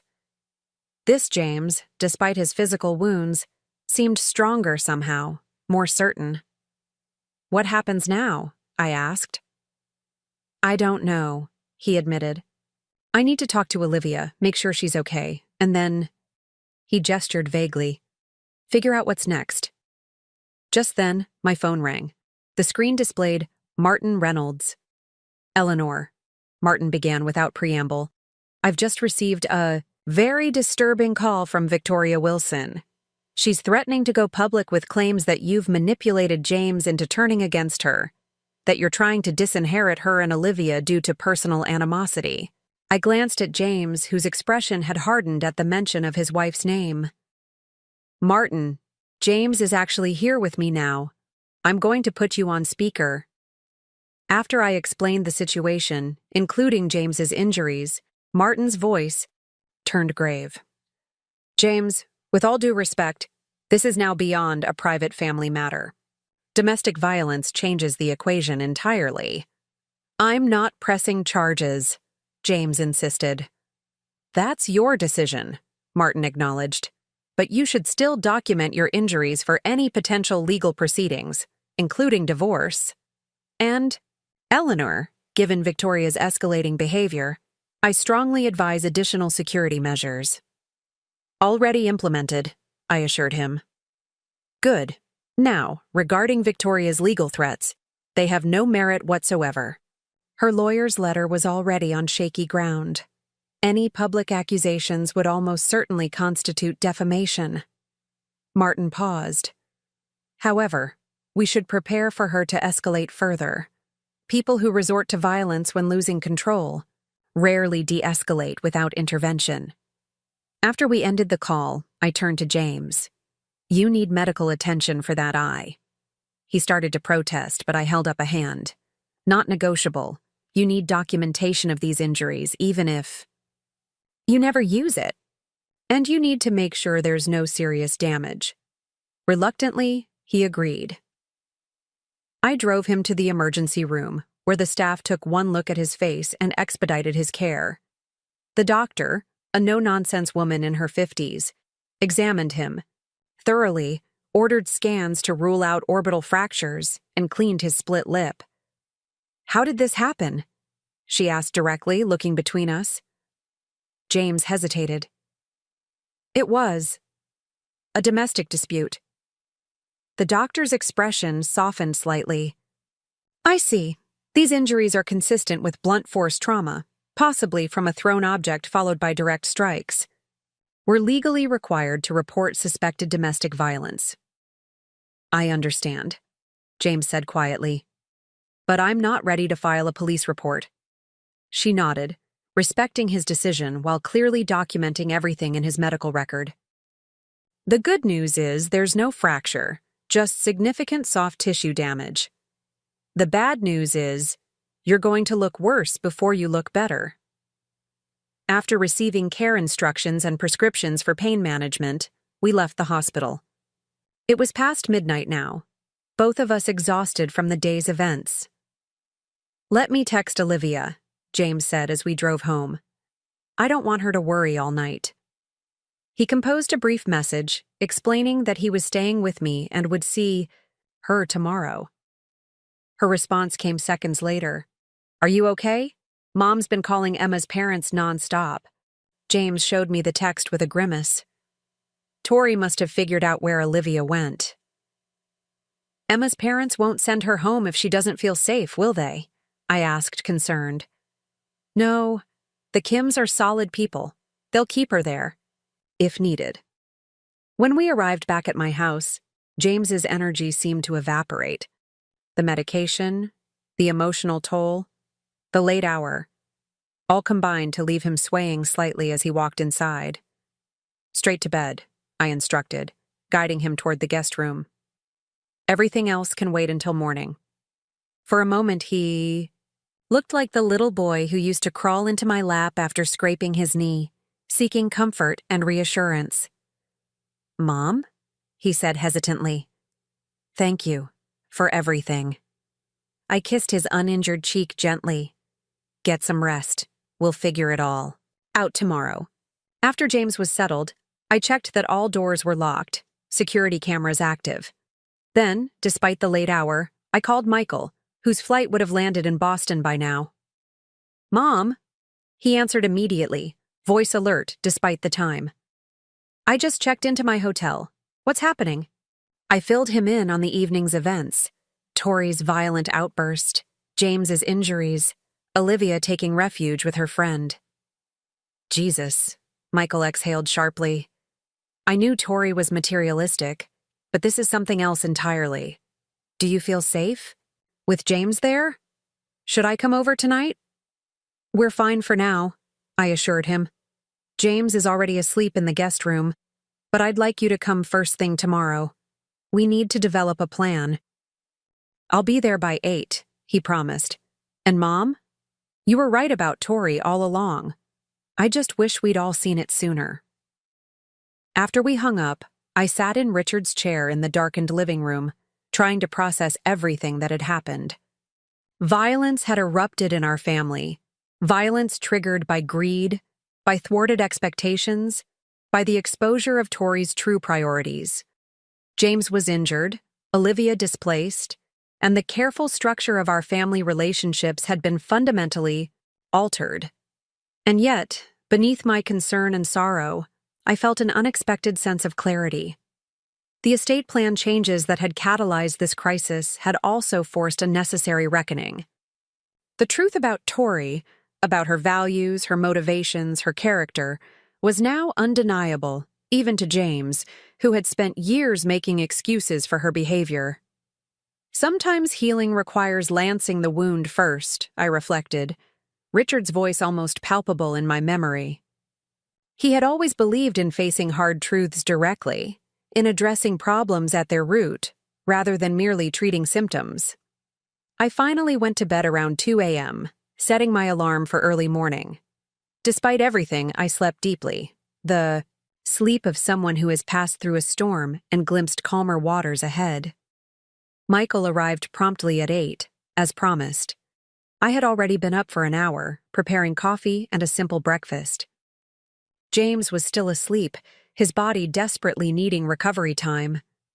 My younger son embraced me tightly, then held me at arm's length, examining my face as if to ensure I was truly all right. "You look exhausted," he observed. "It's been an eventful 24 hours," I acknowledged. "But I'm fine. It's James I'm worried about." We sat in the kitchen, keeping our voices low to avoid waking him. I showed Michael the photos I'd taken of James's injuries at the hospital. Documentation, as Martin had suggested. Michael's expression darkened as he swiped through the images. "This is beyond disturbing. Has he decided what he wants to do?" "Legally, I mean?" "Not yet. His primary concern is Olivia." "Understandable," Michael nodded. "But he needs to protect himself too. Tori's clearly unstable." Just then, James appeared in the doorway, his injured eye now swollen completely shut, the bruising having spread overnight. Despite this, he seemed steadier than the previous evening. "Morning," he said, accepting the coffee I offered. "Michael, thanks for coming." Michael stood, embracing his brother carefully. "Jesus. James, your face looks worse than it feels," James claimed, though the way he winced as he sat suggested otherwise. Over breakfast, we discussed next steps. James had already texted with Olivia, who reported that Tori had finally stopped calling the Kims' house around 3 a.m. She would stay there until we developed a plan. "I need to file for emergency custody," James said, his decision apparently made overnight. "And a restraining order against Tori." Michael and I exchanged surprised glances. "Are you sure?" I asked gently. "Yesterday you didn't even want to call the police." "I've been thinking about it all night," James explained. "What if Olivia had been home when Tori lost control? What if she tries to force Olivia to come home?" "I can't take that risk." He set his coffee down firmly. "I'm not pressing assault charges yet. That would devastate Olivia. But I need legal protection for both of us." "I can call Jessica Chen," Michael offered. "Grace's daughter, the family. Law attorney. She's excellent, and she can probably see you today given the circumstances." James nodded gratefully. "That would be helpful, and I'll need a place for Olivia and me to stay. A hotel maybe, or—" "You'll stay here," I interrupted. "Both of you, as long as needed. There's plenty of room." "Mom, are you sure? After everything that's happened, having us here might put you in Tori's crosshairs even more directly." I smiled, touched by his concern despite his own crisis. "I'm quite capable of handling Tori. Besides, the security system is excellent, and it makes more sense for family to stay together right now." While Michael arranged the meeting with Jessica Chen, James called Olivia to update her on our plans. From his half of the conversation, I could tell she was relieved to have clear direction amidst the chaos. "The Kims will drop you here after school," he told her. "Pack whatever you need from their house. We'll figure out retrieving your things from home later." After he hung up, he looked thoughtful.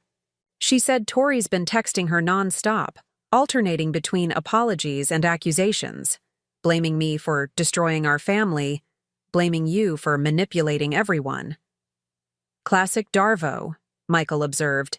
"Deny, attack, reverse victim and offender. Textbook behavior from abusers."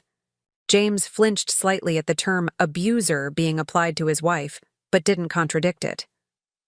"I still can't believe it came to this. 17 years of marriage, and it unravels completely in less than a month." "It didn't unravel in a month," I pointed out gently. "The threads were weakening for years. My estate plan changes just revealed what was already there." He nodded slowly. "You're right. I just didn't want to see it." The meeting with Jessica Chen was scheduled for 11 a.m. While James showered and prepared, Michael and I sat on the patio, discussing the larger situation. "Have you thought about how this might affect your estate plans?" he asked carefully. "You mean, will I change them again to exclude Tori completely?" I clarified. "Essentially, yes. I considered this. The plans already limited her influence significantly, but given recent events, I should probably review everything with Martin again. Ensure Olivia's interests are fully protected regardless of what happens between James and Tori. Michael nodded. Good idea. And what about your personal safety? Tori's behavior is escalating unpredictably. The security system is robust, I assured him. And frankly, I don't think Tori would risk direct confrontation with me. Her approach has always been more indirect, manipulation, attempts to influence through others. Until yesterday, when she physically attacked James, Michael pointed out. People don't usually start with that level of violence, they escalate to it. He had a valid point. I'll be careful, I promised. No unnecessary risks. James emerged looking marginally better, his hair damp from the shower, wearing clothes Michael had brought for him. The bruising remained shocking, but his demeanor was calmer, more resolved. Ready? Michael asked, standing. James nodded. As I'll ever be. Before they left, he turned to me. Mom, if Tori comes here, don't engage with her. Call the police immediately. I will, I promised, touched by his concern even amidst his own crisis. After they departed, I called Martin Reynolds to update him on the situation and schedule. A meeting to review my estate plans in light of recent developments. Then I began preparing Olivia's room, making sure the space felt welcoming for my granddaughter during this difficult transition. Around 1 p.m., my phone rang. The screen displayed unknown number, which I normally wouldn't answer, but given the circumstances, I accepted the call. Eleanor. Tori's voice, surprisingly steady. We need to talk. My pulse quickened, but I kept my tone neutral. I don't think that's a good idea, Victoria. Not after what happened last night. James has always been dramatic, she dismissed. I barely touched him. He provoked me deliberately, betraying me after everything I've done for this family. The casual denial of violence I had witnessed with my own eyes confirmed everything about her character. Victoria, James is pursuing legal protection for himself and Olivia. I suggest you consult your attorney. Is that a threat? Her voice sharpened. Because I have evidence too, Eleanor. Evidence of your manipulation, your attempts to turn my husband and daughter against me. You've hated me from the beginning, resented my influence in your precious son's life. That's simply not true, I replied calmly. But this conversation isn't productive. Please don't call again. This isn't over, she hissed. That house should have been ours. Everything you have should rightfully pass to your son, to us. You've cheated us, and I won't stand for it. The naked greed in her voice was almost shocking in its baldness. No pretense remained, no facade, of family concern or affection. Goodbye, Victoria, I said firmly, ending the call. Immediately, I texted James. Tori just called me. She's angry and making threats. Be careful. His response came quickly. At attorney's office now, getting restraining order today. We'll call when done. I forwarded the same information to Michael, then sat heavily in the nearest chair, the confrontation having drained me more than I expected. Richard would have handled this differently, I thought suddenly. He had always been more direct in confronting problems, less concerned with maintaining peace at the expense of honesty. Perhaps if he had been here, we might have addressed Tori's problematic behavior years ago, before it escalated to this point. But regret served no purpose now. We could only move forward, protecting what mattered: James's safety, Olivia's well-being, our family's core values. Around 3 p.m., I heard a car in the driveway. Through the security camera feed on my phone, I saw James and Michael returning. James carried a folder of documents, presumably the emergency orders from court. We got everything, he announced as they entered. Temporary restraining order against Tori for both Olivia and me, emergency custody order, and authorization to retrieve essential belongings from the house with police escort. That's excellent, I said, relieved that the legal system had responded appropriately to his need for protection. Jessica was amazing, Michael added. She expedited everything, had the right connections to get us before a judge today. James sank into a chair, the strain of the day evident in his posture. Now we just need to get Olivia and figure out next steps. One day at a time, I reminded him, a phrase Richard had often used during difficult periods. Today, we focus on safety and immediate needs. Tomorrow we can consider longer-term plans. He nodded gratefully. You're right. I just keep thinking about how to explain all this to Olivia. How to help her understand that her mother's behavior isn't normal or acceptable without destroying her relationship with Tori completely. Olivia is remarkably perceptive, I pointed out. She's already seen and understood more than you might think. True, James acknowledged. She's been hinting for years that Tori's materialistic focus bothered her. I just didn't listen closely enough. Michael checked his watch. School's out soon. Should we go pick up Olivia instead of waiting for the Kims to bring her? James considered this.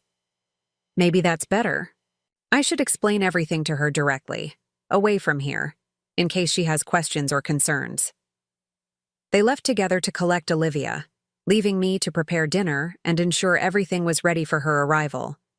I chose to make her favorite meal, homemade macaroni and cheese with the crispy breadcrumb topping she loved, comfort food for a difficult day. As I worked in the kitchen, I thought about how quickly life could change. Just months ago, my primary concern had been recovering from hip surgery. Now I was preparing to house my son and granddaughter indefinitely while they navigated the aftermath of domestic violence and the likely dissolution of a 17-year marriage. Yet despite the painful circumstances, I felt a curious sense of rightness. We were facing hard truths together, supporting each other through crisis, exemplifying the family values Richard and I had always tried to instill: honesty, courage, unconditional support. The sound of multiple car doors signaled their return. Through the window, I watched James embrace Olivia tightly before they walked toward the house, Michael following with her bags. My granddaughter's face was tear-streaked but composed. Her shoulders straight despite the evident emotional weight she carried. "Gran," she said simply when she entered, walking directly into my outstretched arms. I held her close, this child who suddenly seemed so grown up. "I'm so sorry about all of this, sweetheart." "Not your fault," she mumbled against my shoulder. Dad explained everything. About Mom's behavior, about the restraining order. She pulled back, wiping her eyes. I always knew Mom was obsessed with money and status, but I never thought she'd actually hurt Dad. The maturity in her assessment broke my heart and made me proud simultaneously. "How are you feeling about staying here for a while?" "Grateful," she said immediately. "I couldn't go back home knowing what happened there, and I definitely couldn't stay with Mom right now." Her expression darkened. "She's been texting me all day, saying Dad's lying about his injuries, that you've manipulated everyone against her." James stepped forward, placing a gentle hand on her shoulder. "You don't need to engage with those messages, Liv. In fact, it might be best to block her number temporarily, just until things settle." Olivia nodded reluctantly. I already muted her notifications. It was too much. She sniffed the air, her expression brightening slightly. "Is that your mac and cheese, Gran?" "With extra crispy topping," I confirmed, relieved to see a small smile cross her face. "Can I help?" she asked. "I need to do something normal right now." "Of course. You can finish the salad while I check on the casserole." Working together in the kitchen provided a welcome sense of normalcy amidst the chaos. James sat at the counter watching us, his expression a complex mixture of sorrow, relief, and something like hope. Michael busied himself setting the table and fielding work, calls that couldn't wait despite the family crisis. Dinner was subdued but not somber. We avoided dwelling on the immediate trauma, focusing instead on practical matters: Olivia's school schedule, arrangements for retrieving more of their belongings, how to allocate space in the house for an extended stay. I can coordinate with your teachers about any assignments you might miss, I offered, remembering my connections at the high school from my years on the Education Foundation board. And I'll make sure your college application process stays on track, Michael added. This situation shouldn't derail your future plans. Olivia looked between us, her expression softening. Thank you, all of you. I was so scared last night, seeing Mom that way, not knowing where Dad had gone. Her voice wavered. But now I feel like maybe things will be okay, eventually. They will be, James assured her, reaching for her hand across the table. It won't be easy, and it won't be quick, but we'll get through this together. After dinner, Olivia retreated to her room to organize her belongings and complete homework. James took pain medication and lay down, the day's stresses having exacerbated his injuries. Michael and I sat in the living room, speaking quietly. You should stay a few more days, I suggested, until we're sure things have stabilized. He nodded. Already planned on it. I've cleared my calendar through next week, working remotely as needed. What do you think happens next? I asked, not really expecting an answer but needing to voice the question. Michael considered this. Legally? James moves forward with divorce proceedings, custody arrangements, property division. Emotionally? He shrugged. That's harder to predict. He's in shock right now, operating on instinct and adrenaline. The full impact hasn't hit him yet. And Olivia? She's remarkably resilient, Michael observed, but she'll need support. Processing everything. Professional support, probably, beyond what we can provide. I nodded agreement. I'll look into family therapists tomorrow.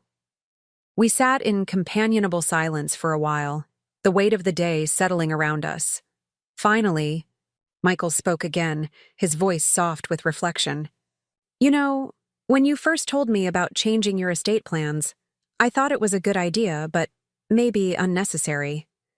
I didn't fully grasp how deeply Tori's materialism ran, how entitled she felt to your assets. He shook his head. I should have paid closer attention all these years. We all missed signs, I acknowledged. Even me. I saw her fixation on status, on acquisition, but I never imagined it would lead to violence. The estate plan was the catalyst, but not the cause, Michael said thoughtfully. It just revealed what was already there. His words echoed my earlier thoughts so precisely that I smiled despite everything. That's exactly right. Later that night, after everyone had gone to bed, I walked through the quiet house, checking locks, adjusting thermostats, the familiar routine of securing our home for the night. In James's childhood bedroom, now the guest room, I paused at the door, listening to his deep, medication-assisted breathing.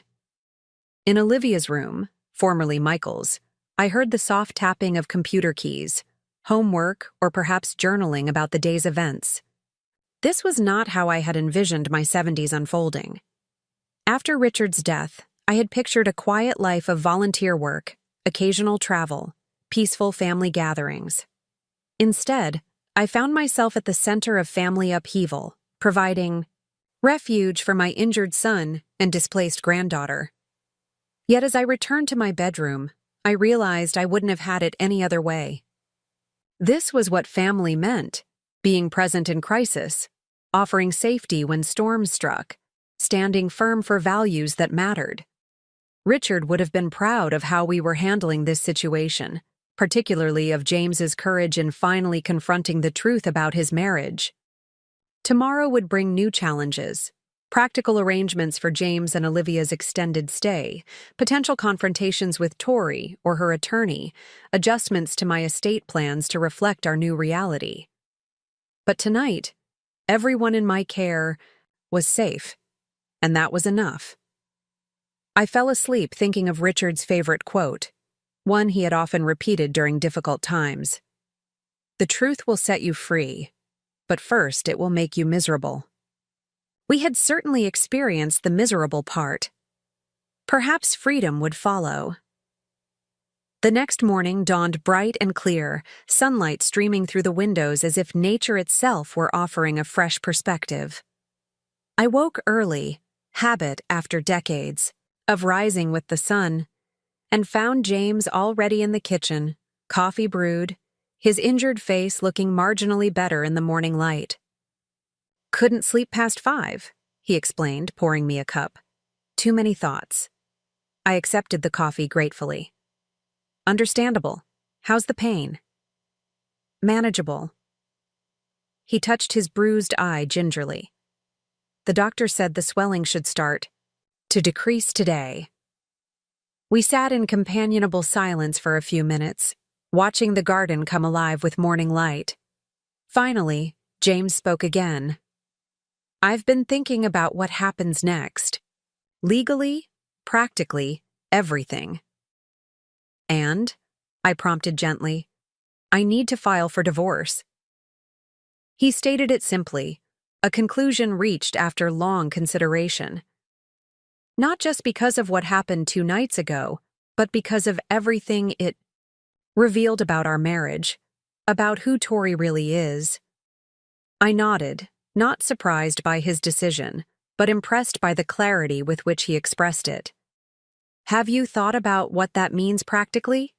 Your house, finances, Olivia's arrangements?" "Some," he admitted. "Jessica suggested I document everything related to Tori's behavior. Her calls to Martin, her attempts to access your medical information, her obsession with your estate, culminating in the violence. She thinks it will be relevant for both divorce and custody proceedings." "That seems wise," I agreed. "And your financial entanglement with her?" James grimaced. "That's more complicated. Our assets are significantly merged. The house, investment accounts, even my position at the firm has connections to her family through clients she brought in." He sighed heavily.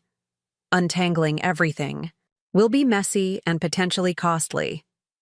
"Whatever you need, I'm here to help," I assured him. "Financial assistance, legal support, whatever it takes." His expression softened with gratitude. "Thank you. I may need to take you up on that, at least temporarily. The restraining order prevents me from accessing our joint accounts right now, which was necessary for protection, but leaves me in an awkward position financially." We were interrupted by Olivia's arrival, sleep-rumpled but alert. "Morning?" she mumbled, heading straight for the coffee pot. "Since when do you drink coffee?" James asked, momentarily distracted from our serious conversation. "Since my life turned into a soap opera," she replied dryly, adding liberal amounts of milk and sugar to her cup. Her attempt at humor barely masked the strain evident in her voice. "How did you sleep?" I asked, wanting to normalize the morning despite our circumstances. "Okay, I guess. Weird dreams?" She slid into a chair beside her father, examining his face with clinical interest. "The bruising pattern is changing color already. That's good.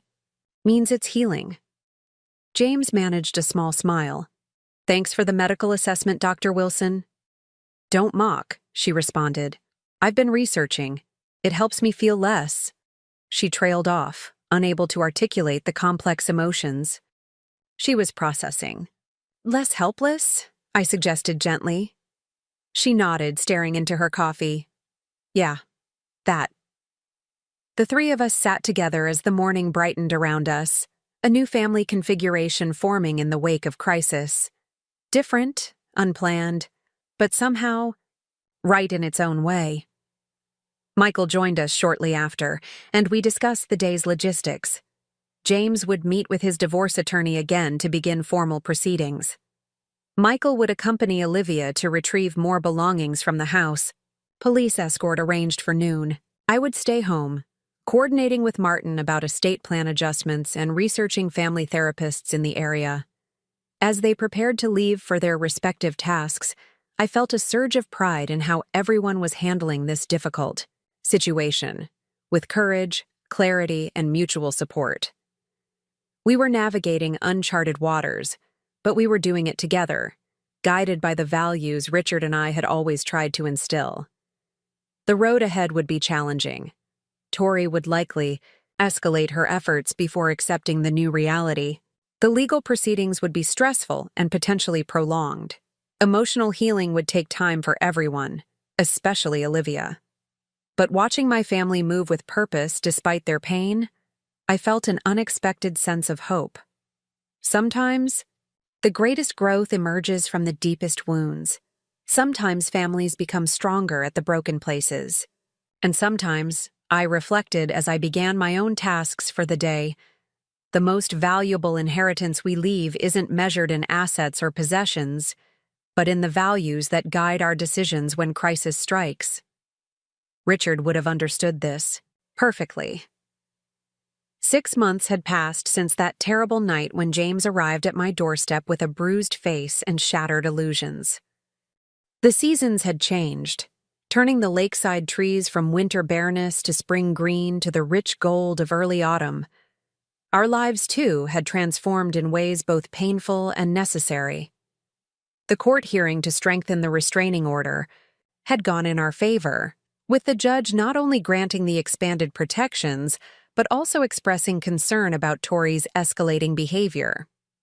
Her allegations about my supposed manipulation and elder financial abuse were dismissed outright, particularly after Martin presented the extensive documentation of my estate planning process.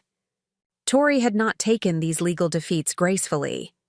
For weeks, she had continued her campaign of misinformation among our social circle, alternating between portraying herself as the victim of a controlling mother-in-law and claiming James had fabricated abuse to gain advantage in divorce proceedings.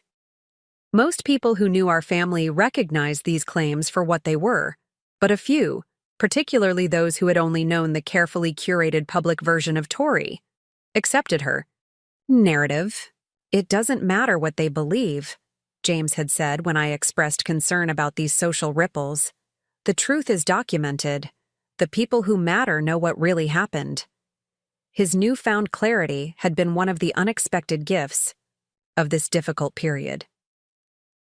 The James who had always sought to please everyone, who had compromised his own needs to keep peace, had been replaced by a man who understood his own worth and stood firmly for his values. The divorce was not yet final. Tori's delaying tactics had dragged the process out, but the major issues had been resolved through mediation. James had received full custody of Olivia, with Tori granted supervised visitation twice monthly. The family home would be sold, with proceeds divided according to a formula that acknowledged James's greater financial contribution to the marriage.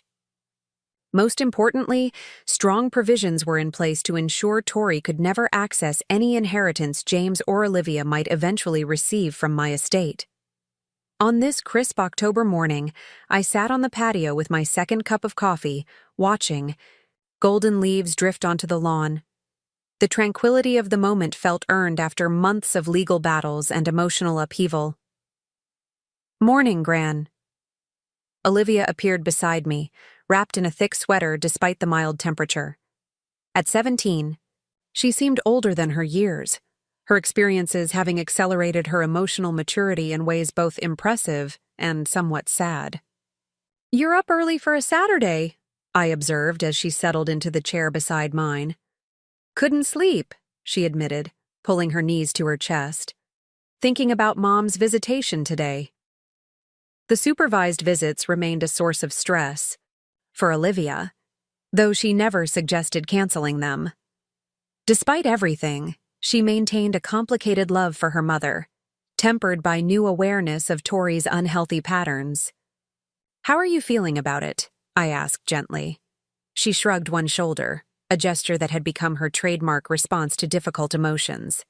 The usual mix: dread, obligation, tiny hope that maybe this time will be different. She smiled. Faintly. "Dr. Carter says it's normal to keep hoping your parent will change, even when all evidence suggests otherwise." Dr. Carter's family therapy had been invaluable throughout this process, helping Olivia develop healthy boundaries while processing the complex emotions around her mother's behavior. "Your dad will be with you the whole time," I reminded her. The supervision arrangement required James to be present during Tori's visits with Olivia, a compromise that had initially seemed awkward, but had proven necessary given Tori's unpredictability. I know. She sipped from my coffee cup, something she had taken to doing lately, small gestures of casual intimacy that reflected our strengthened bond. I've been thinking about college applications. The abrupt subject change was typical of how Olivia handled stress, acknowledging difficult topics briefly before pivoting to something more manageable. Any new schools on your list? Her expression brightened. Actually, yes. I'm adding Bowdoin in Maine. Their environmental science program looks amazing, and they have this cool interdisciplinary approach with marine biology. Your grandfather would approve, I said, smiling at the connection to Richard's beloved Maine coastline, where we had spent summer vacations throughout the boys' childhood. He always said the tide pools there taught more about ecosystems than any textbook could. Dad mentioned that. He offered to take me to visit over winter break. Her eyes softened. He's been really great through all this. More present than before. The observation held profound truth. James had indeed become more emotionally available, more authentically engaged with Olivia since the separation from Tori. Without the constant pressure to appease his wife's demands and expectations, he had reconnected with his natural parenting instincts. Patient, attentive, supportive. Your father has always loved you deeply, I said.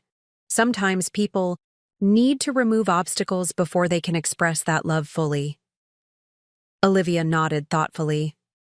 Like how he's happier at the community college than he ever was at the law firm, even though Mom would have hated that career change.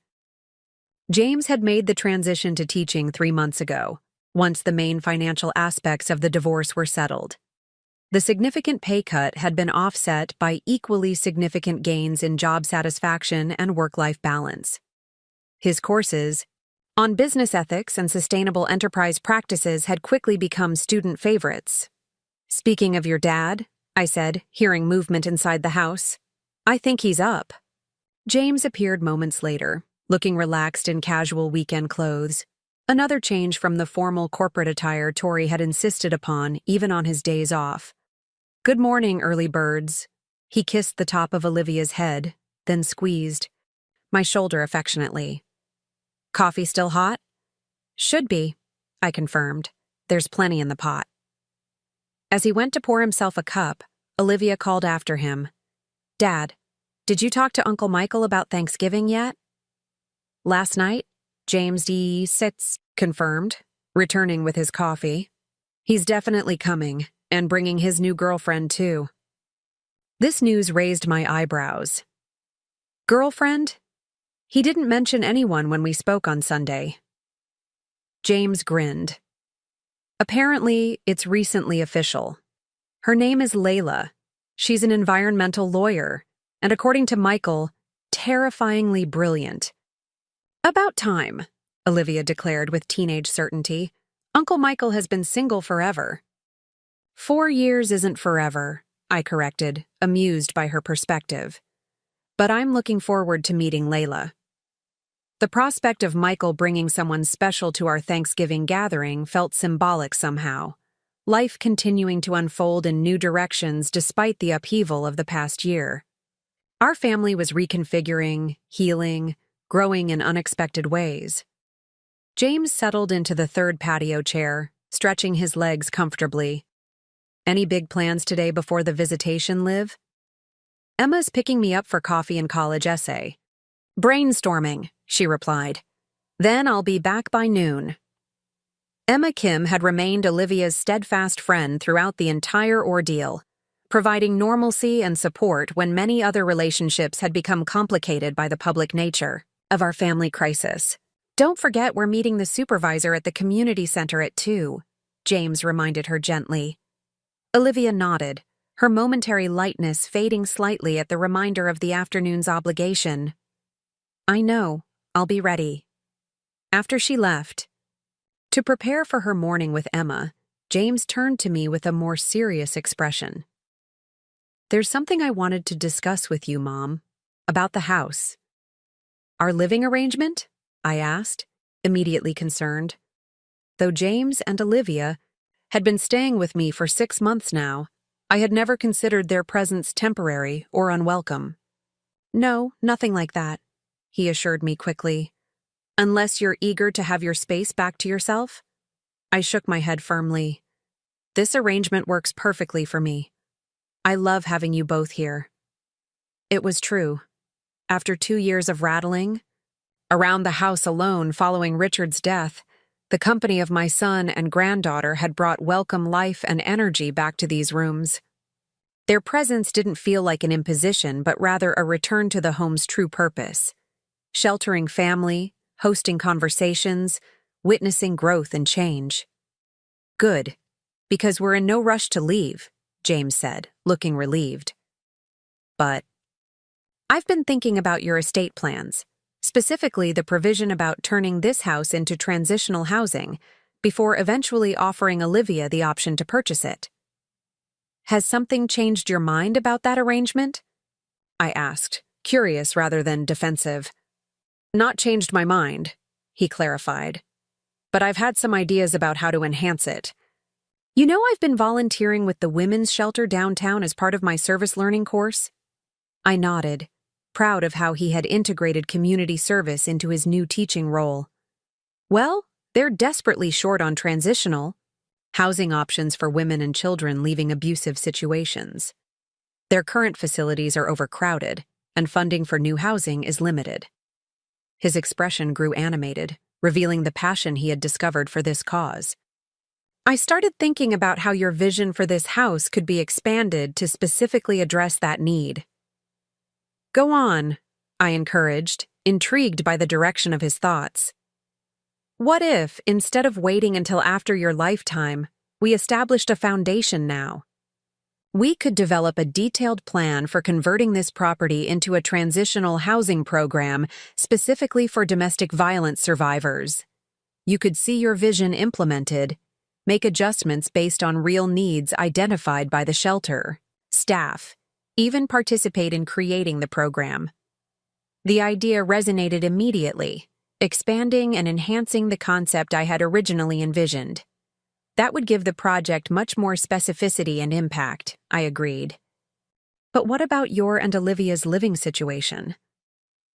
"We could stay here until the program is ready to launch, maybe a year or 2 of planning and preparation. By then, Olivia will be in college, and I could find a small place nearby." He leaned forward, enthusiasm evident in his gestures. "The foundation could partner with the shelter, apply for matching grants, create something sustainable that outlasts all of us."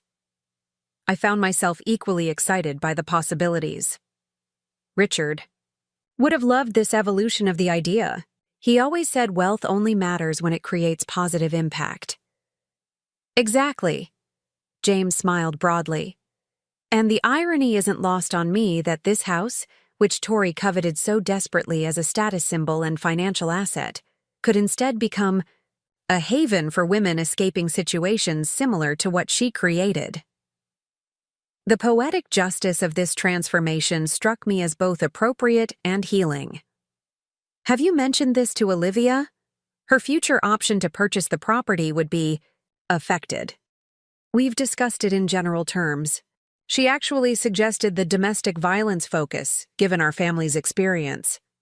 Pride colored his voice. "She said she'd rather see the house help people in crisis than become her inheritance." "She's remarkable," I said, my heart full, at this evidence of my granddaughter's compassion and wisdom. "She is," James agreed. "And she's healing. We all are." We sat in companionable silence for a few minutes, watching golden leaves spiral down from the maple trees. The peaceful moment was interrupted by the chime of James's phone, a text message alert. His expression darkened as he read the screen. "It's from Tori. She's canceling today's visitation. Again. 3rd time in 2 months." I sighed, knowing how this would impact Olivia despite her ambivalence about the visits. What excuse this time? Work emergency, he replied, his tone making clear how little he believed this. I should tell Olivia before she leaves with Emma. She'll be disappointed but also relieved, which will then make her feel guilty. He shook his head sadly. The emotional gymnastics this puts her through are exhausting. Would you like me to tell her? I offered. Sometimes difficult news is easier from a grandparent. He considered this, then nodded gratefully. That might be better, thank you. When I broke the news to Olivia a few minutes later, her reaction was exactly as James had predicted, a complex mixture of disappointment, relief, and guilt. It's not your responsibility to manage your mother's choices, I reminded her gently. You've remained open to the relationship despite everything. That's all anyone could ask of you. She nodded, blinking back tears. I know. It's just, part of me still wants her to be the mom I thought she was. The one who helped me practice cello before recitals and made my Halloween costumes and told me I could do anything. I embraced her, feeling her lean into the comfort. Those good memories are real. They're part of your history with her.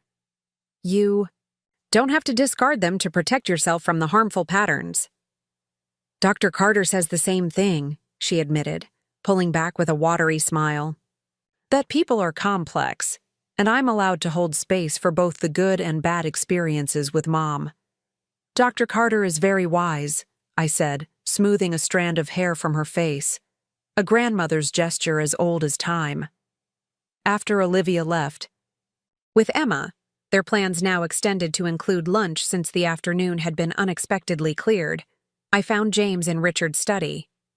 He was sorting through old photographs, creating a digital archive of family memories. How did she take it? He asked, looking up from the scanner. With remarkable maturity, I replied, settling into a chair across from him. She'll be fine. She and Emma are making a day of it now. He nodded, returning to his task. I found these pictures from our Maine vacations. Thought they might inspire Olivia's college essay about Bowdoin. I leaned forward to see the images. James and Michael as teenagers, standing proudly beside a tide pool discovery. Richard pointing out constellations during a nighttime beach walk. A family picnic on the rocks, all of us sunburned and smiling.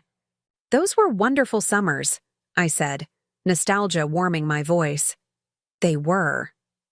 James paused, studying a particular photo more closely.